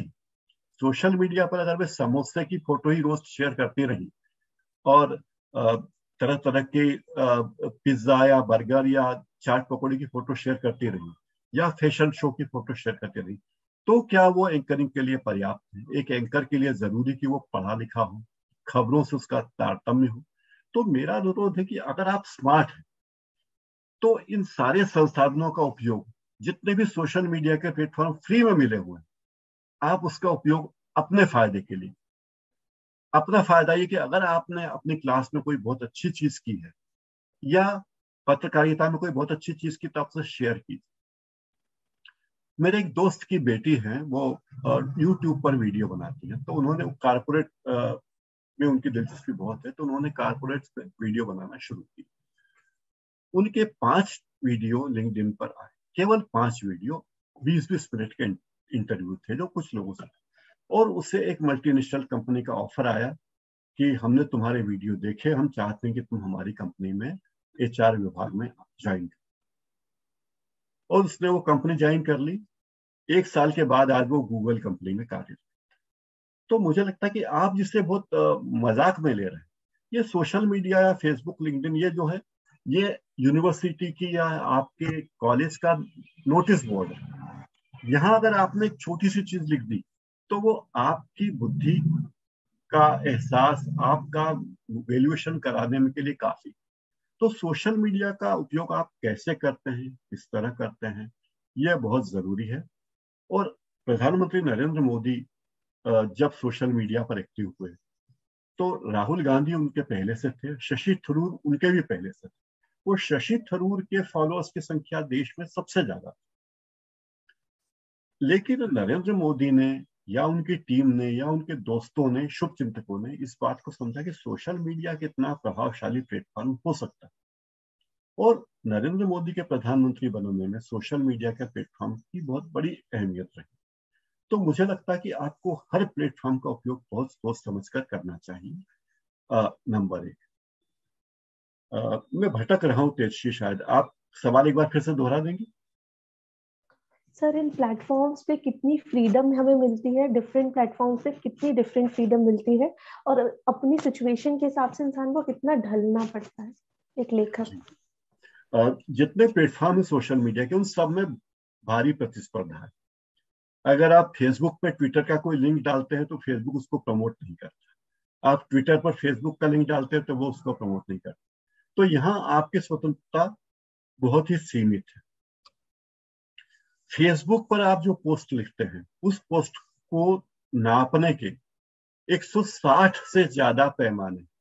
जैसे अगर आपने फेसबुक पर किसी को लिख दिया कांग्रेचुलेशंस, तो वो उसके रीच बढ़ा देता है फेसबुक, और बहुत सारे ट्वीट मिलते हैं। आप लिख दीजिए फेसबुक पे कि आज मेरा जन्मदिन है, मेरा बर्थडे है, आपको 100-200 कमेंट मिल जाएंगे। लेकिन अगर आप कोई गंभीर बात लिखेंगे तो आपको उसमें कमेंट नहीं मिलेंगे, क्योंकि फेसबुक उन चीजों को प्रमोट नहीं करता। यहां तक कि अगर आप सिंपल अपना एक फोटो डाल देंगे बगैर एडिट की, आप कहीं जा रहे हैं, पेड़ देखा, पक्षी देखा, आपने फोटो खींचा, शेयर कर दिया, तो ऐसे अनएडिटेड फोटो को वो पहले प्रमोट करता है फेसबुक, जिसमें एडिट नहीं किया गया। लेकिन अगर आप एक क्रिएटिव बनाते हैं कि आज दिन में 12 बजे प्रकाश हिंदुस्तानी हमारी चैनल पर आएंगे, और फेसबुक पर उसे शेयर करते हैं, तो उसे 30 लोग भी नहीं देखेंगे, फेसबुक उसकी रीच घटा देता है। तो ये सभी प्लेटफॉर्म के साथ है। दूसरी बात है कि वहाँ असीमित आजादी वहां भी नहीं है, वहां भी हमारी आजादी सीमित है, और अलग अलग देशों की सरकारें उसे नियंत्रित करती हैं। और एक और बात है कि अगर आप कोई अंतर्राष्ट्रीय विषय पर लिख रहे हैं तो बहुत ध्यान से लिखिए, क्योंकि यूएस के विदेश विभाग ने एक पॉलिसी बनाई है कि अगर आप अमेरिका का वीजा चाहते हैं तो वो आपके सोशल मीडिया अकाउंट के भी डिटेल लेते हैं, उसकी पड़ताल भी करते हैं कि अगर आप अमेरिकी नीतियों के खिलाफ लगातार लिख रहे हैं तो आपको वीजा मिलने में दिक्कत आ सकती है। लेकिन आप इसका उपयोग अपने प्रमोशन पर जरूर करें, अपनी उपलब्धियां गिनाने में जरूर करें। अगर आपको कक्षा में पहला स्थान आया तो जरूर बताएं कि आप यहाँ हैं। ये आपके प्रोफेशन में आगे जाके फायदेमंद। धन्यवाद। जी सर, यशस्वी अग्रवाल का एक क्वेश्चन है। यशस्वी, आप प्लीज बोलना चाहेंगे? Good afternoon, sir. Thank you so much. This is really an insightful session. Sir, I would like that political journalism is considered either to be a controversial thing or an unbiased decision. So here, how can we justify our views for our viewers that we don't create any kind of things? This is a very good question, Yashasvi. I am thankful to you. अभी एक budget आया था 1 फरवरी को। Budget के बारे में दिलचस्प बात यह है कि बजट एक राजनीतिक गतिविधि है। कहने को आर्थिक गतिविधि की बजट आया, लेकिन यह है राजनीतिक गतिविधि। और एक व्यक्ति ने पोस्ट लिखा कि बजट की खूबियां जानना है तो आप सुधीर चौधरी का कार्यक्रम देख लीजिए शाम को, और अगर बजट की कमियां देखनी है तो रवीश कुमार का कार्यक्रम देखिए। ये एक 2 लाइन का कोटेशन मुझे लगता है कि जो हमारी पत्रकारिता को पूरी तरह दिखाता है। हमारे पॉलिटिकल जर्नलिज्म में बहुत गिरावट आई है और उसकी गंभीरता को नष्ट कर दिया गया। सबसे बुरी बात है कि उसकी सीरियसनेस को खत्म कर दिया, जबकि सबसे, मैं कह रहा हूं, सबसे महत्वपूर्ण है पॉलिटिकल जर्नलिज्म। आखिर हमारी संसद ही तय करती कि देश में क्या हो, संसद तय करती कि नहीं रेल लाइनें बनेगी या नहीं बनेगी, कौन से अपराध, क्या कानून होंगे। संसद से बड़ा इस देश में कोई भी। आप कुछ भी कहें, आपके सारे निर्णय हमारी संसद तय करती है, हमारे प्रतिनिधित्व तय करता है, क्योंकि हम एक डेमोक्रेटिक कंट्री हैं और गणराज्य के रूप में हमने मान्यता ली है, हमारा अपना संविधान। लेकिन हुआ ये कि जब हमारी संसद आगे आई तो कुछ पूंजीपतियों को ये लगा कि संसद में जो चीजें होती हुई बहुत महत्वपूर्ण है, तो उन्होंने, बड़े बड़े पूंजीपतियों ने अखबार निकालना शुरू किया। फिर जब प्राइवेट चैनल आए तो आप देखिए कि बड़े बड़े पूंजीपतियों ने, आज भी इस देश के सभी बड़े मीडिया ग्रुप जो है पूंजीपतियों के कब्जे में, बड़े बड़े उद्योगपतियों के कब्जे में, और वे अपने मीडिया संस्थान में उसी तरह की खबरें प्रमोट करते हैं जो उनके बिजनेस इंटरेस्ट में हो। एक दिलचस्प बात यह कि जब अकेला दूरदर्शन था तब जितनी खबरें विपक्ष की आती थी, विरोधी पार्टियों के बारे में आती थी, उतनी खबरें अब 300 न्यूज चैनल होने पर भी विपक्ष की पार्टियों की नहीं आती। आप समझ सकते हैं कि कितना ज्यादा पराभव हुआ है, क्योंकि मीडिया पर कब्जा हो गया है कुछ लोगों का जो सरकार के हिसाब से चलते हैं। तो ऐसे दौर में स्वतंत्र मीडिया बहुत मुश्किल है, पॉलिटिकल जर्नलिज्म खत्म हो चुका है। लेकिन आशा की किरण एक है, वो है कुछ स्वतंत्र न्यूज चैनल जो यूट्यूब चैनलों के रूप में चल रहे हैं। आप देखेंगे कि कुछ पत्रकार हैं जिनके मिलियंस फॉलोअर्स, सब्सक्राइबर्स, और वे पूरी सही बातें बता रहे हैं। तो कुछ यूट्यूब चैनल ऐसे हैं जो बताते हैं कि उत्तर प्रदेश चुनाव में क्या हो रहा है, बंगाल के चुनाव में क्या हुआ था। तो मुझे लगता है कि हमारे पास एक अच्छी बात है कि पैरेलल चीजें जांचने के बहुत मौके आ गए। अब हम केवल बड़े बड़े अखबारों पर या बड़े बड़े चैनलों पर निर्भर नहीं है। और जहां तक पॉलिटिकल जर्नलिज्म की बात है, ये बहुत ही इंपॉर्टेंट विषय है। और अब दुर्भाग्य से टीवी चैनलों में केवल बाइट आधारित जर्नलिज्म हो रहा है कि किसी मुद्दे पर प्रधानमंत्री ने ये बयान दिए, इस मुद्दे पर राहुल गांधी ने ये बयान दिया, और उसी को हम दिखाते हैं। लेकिन अभी भी संसद टीवी ऐसा चैनल है जिसे देखकर आप देश की नब्ज पहचान सकते हैं। और कुछ छोटी पत्रिकाओं में जा सकते हैं, समकालीन टाइप पत्रिका जा सकते हैं, यूट्यूब चैनल पर जा सकते हैं, जहां आप असलियत से वाकिफ हो सकते हैं। यशस्वी जी सर, हम आपके सवालों पे जरूर अमल करेंगे सर। मैं वरुण चतुर्वेदी जी से बोलना चाहूंगी कि आप अपना प्रश्न पूछें। Good afternoon sir. Good afternoon sir, पहले तो आपका बहुत बहुत धन्यवाद जो आपने प्रेरणादायक बातें बताई और अपना व्यापक अनुभव साझा किया। सर, मेरा सवाल आपसे आपके ही एक लिखे हुए लेख जो आपने कुछ दिन पहले लिखा था, जातिवाद पर, जातिवाद, प्रत्याशी और मिथक, तो उस पर आपने ऐसी बात, ऐसे वो लिखा था, आपने लिखा था कि शायद पार्टियां जाति को देखकर वोट देती हैं, पर जो लोग हैं वो जाति देखकर वोट नहीं देते।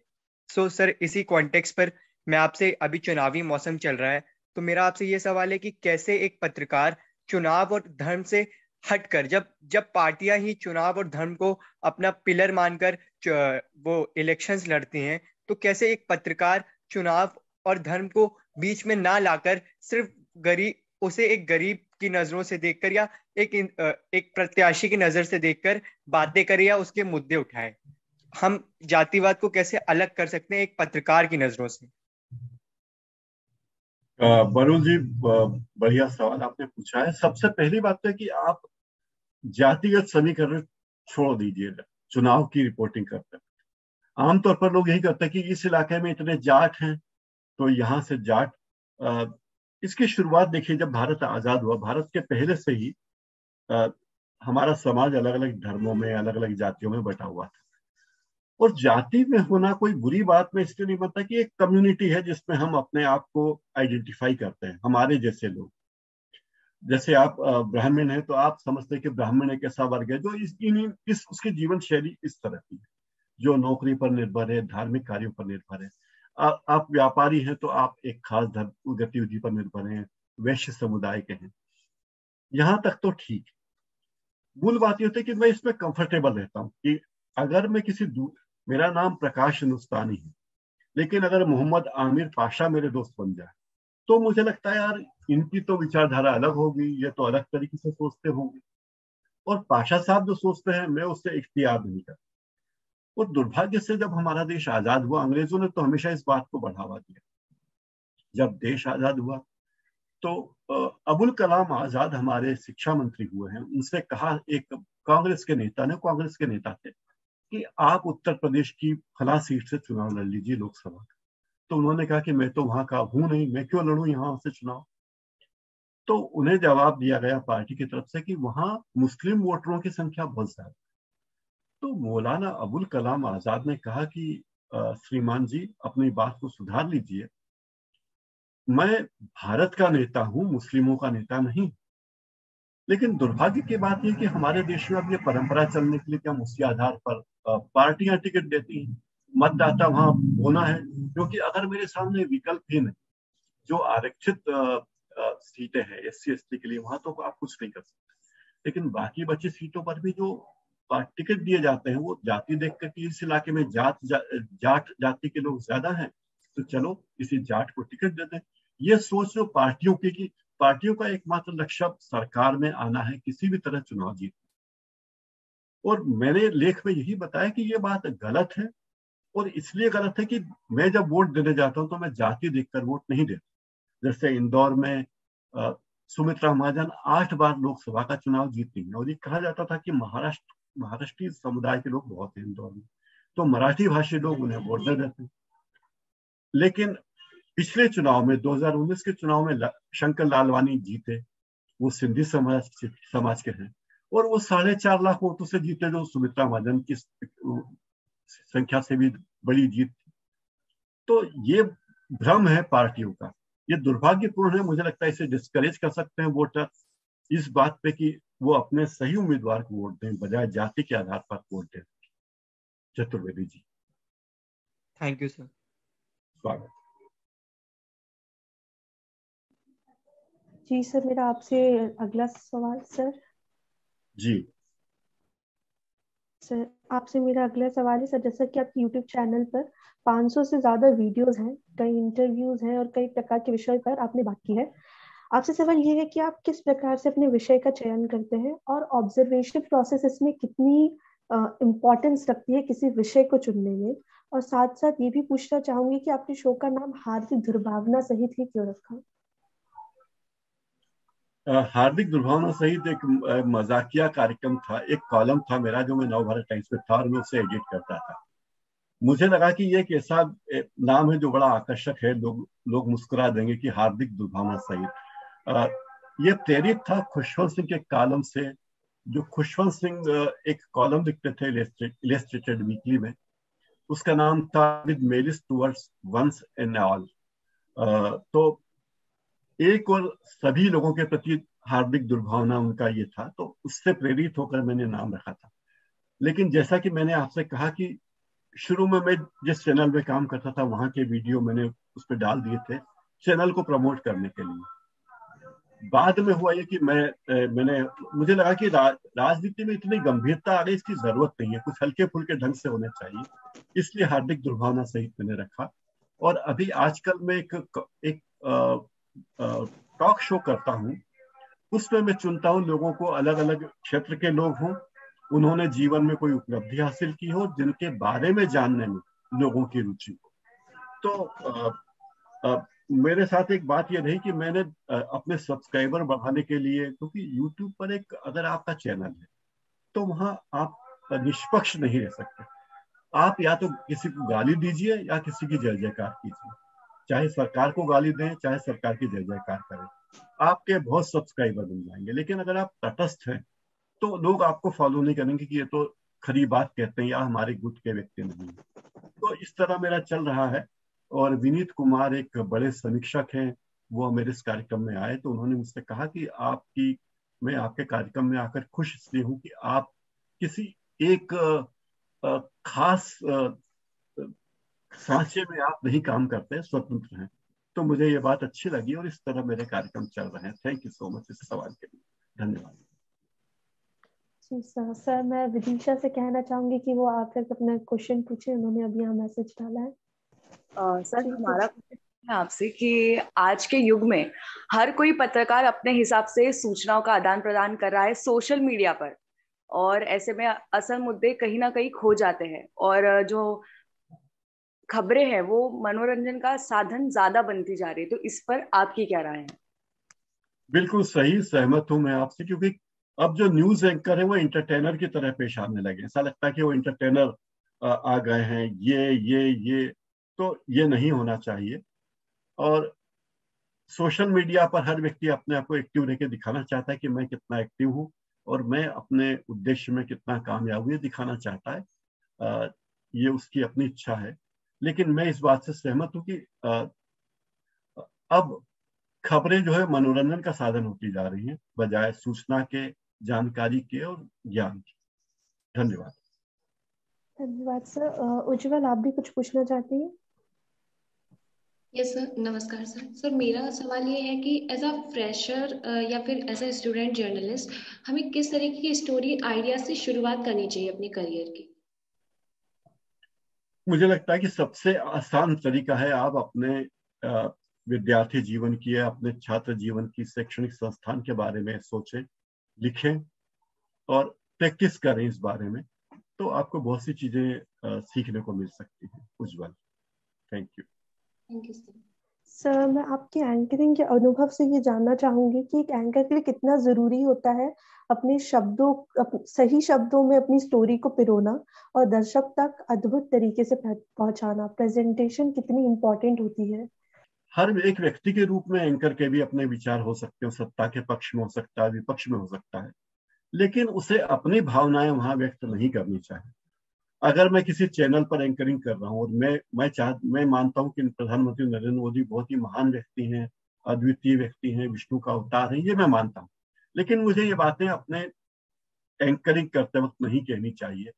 मुझे अपनी बातों को संतुलित रखना चाहिए और ये ना लगे कि मैं व्यक्ति पूजा करने लगा हूँ कोई भी खबर करते, चाहे वो प्रधानमंत्री हो, चाहे विपक्ष के नेता हो, चाहे मुख्यमंत्री हो। एक नंबर दो, मेरा कंसर्न लगना चाहिए कि मैं उस खबर से जुड़े लोगों की बात कर रहा हूँ, यह ना लगे कि मैं उनका मजाक उड़ा रहा हूँ। तो मुझे लगता है कि ये अंतर बहुत अच्छा है। कौन बनेगा करोड़पति कार्यक्रम के दो एंकर से आप ये बात सीख सकते हैं। एक है अमिताभ बच्चन और दूसरे थे शाहरुख खान।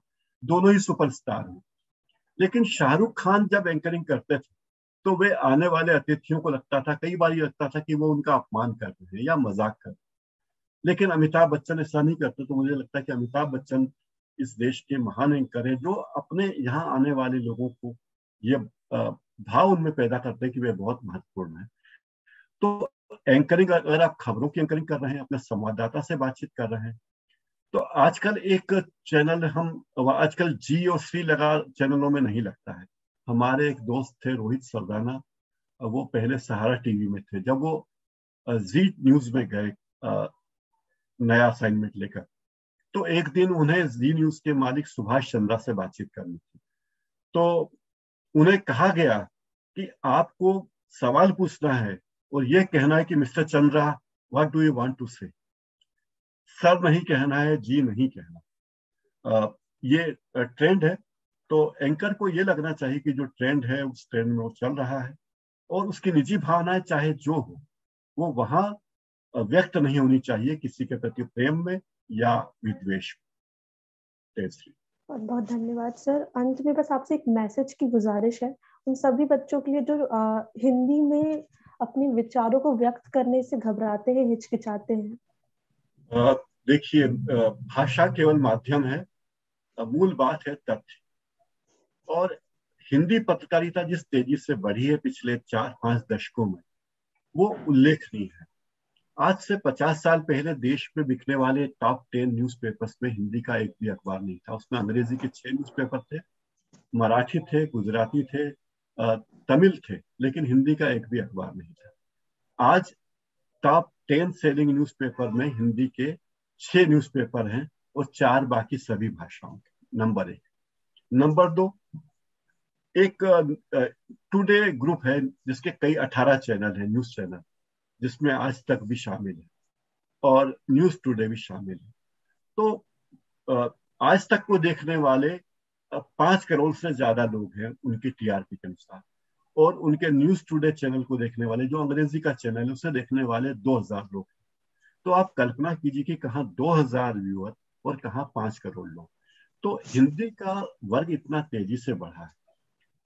एक तो हिंदी फिल्मों ने हिंदी का प्रचार किया है, दूसरा प्रचार किया है हिंदी के चैनलों ने। तो दक्षिण भारत में भी लोग आज तक देखते हैं, जी न्यूज देखते हैं, और अब वहाँ के चैनल उन भाषाओं में शुरू हुए, तमिल, तेलुगु, मलयालम, मराठी, गुजराती में, लेकिन शुरू में हिंदी में ही थे, अंग्रेजी और हिंदी में। और हिंदी सब लोग जानते हैं। मैं नवभारत टाइम्स में काम करता था और मेरे साथ ही टाइम्स ऑफ इंडिया के लोग थे, और हम लोग कई बार रिपोर्टिंग के लिए बाहर जाते थे।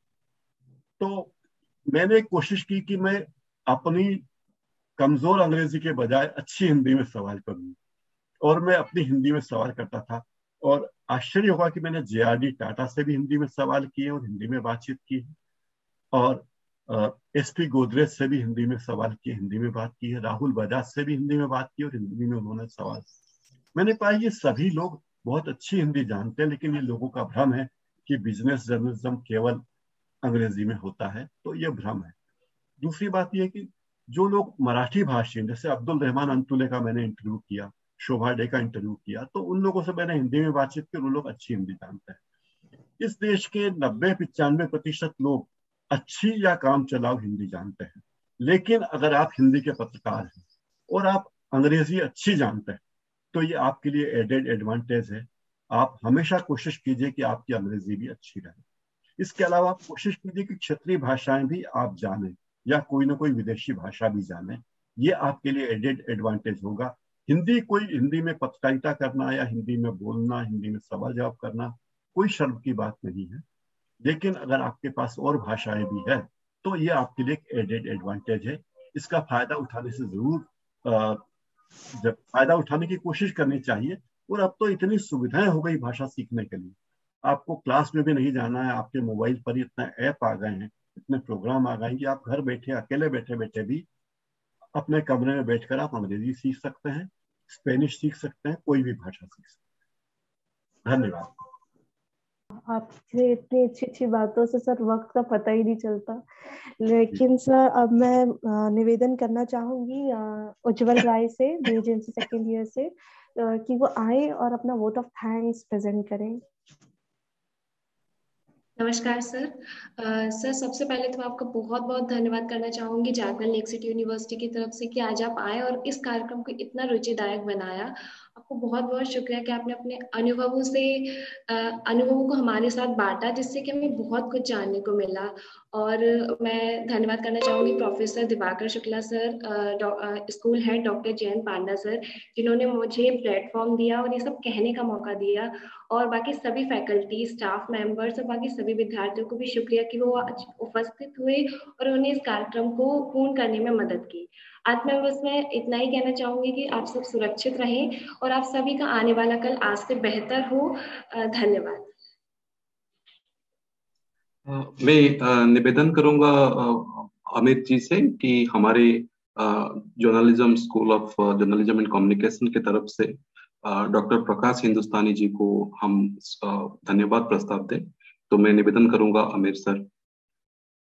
आपका बहुत बहुत धन्यवाद। आप बहुत रुचिपूर्वक प्रस्तुतिकरण जो आपने दी अपने भाषण में, अपने स्पीच में, और जो केस स्टडी के साथ बच्चों को हमारे समझाया आपने, वो बड़ा ध्यान केंद्रित करने वाला था और बहुत महत्वपूर्ण रहा ये सत्र। मेरे ख्याल से जो हमारे स्टूडेंट्स हैं बीए के, उनके लिए कि कैसे एक न्यूज़ का कंस्ट्रक्शन कैसे होगा, एक न्यूज़ कैसे गढ़ी जाती है या कैसे उसको उसी तरह से पिरोया जाता है समाचार पत्रों में कि एक तरफ से खबर लें और खबर दें, उसमें कोई बदलाव ना हो। तो ये बहुत महत्वपूर्ण था। और दूसरी चीज़, आप एक पत्रकार के रूप में जिस तरह से चीज़ों को देखा, उसी तरह से हमारे बच्चों को जिस तरह से आपने मार्गदर्शन किया, इसकी हम अगले भविष्य में भी कामना करते हैं कि आपसे कंटिन्यू हम जुड़े रहें।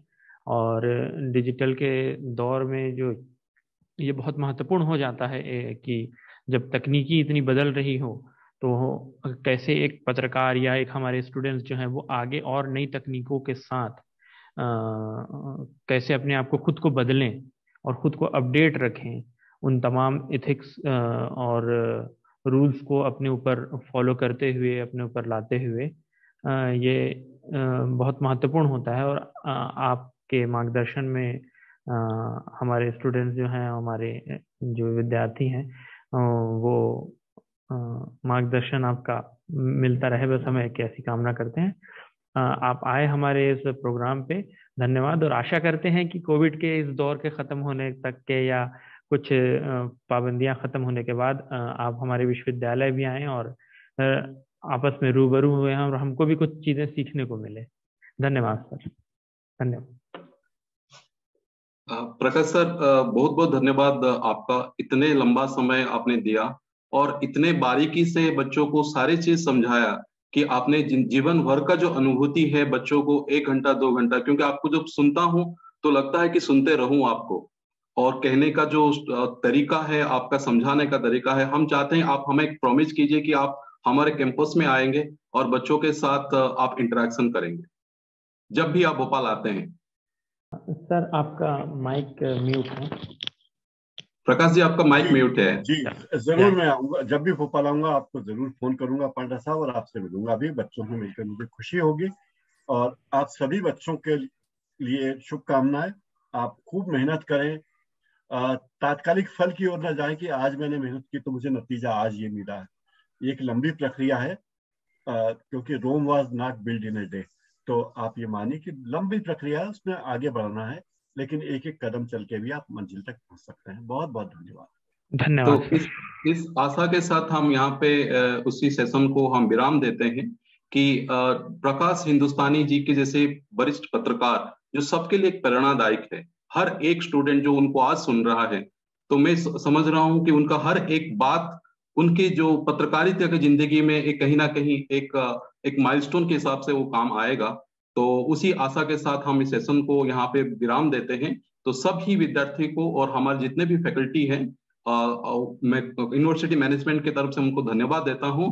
और आपके खास करके तेजश्री आपने काफी बेहतरीन ढंग से आपने मॉडरेट किया हुआ है। तो हमें टीचर की ओर से और सब आपको हम शुभेच्छा देते हैं और आगे बढ़ने का, इस तरह का काम करने का हम आपको प्रेरणा भी देते हैं। बहुत बहुत धन्यवाद। थैंक यू प्रकाश सर, नमस्ते।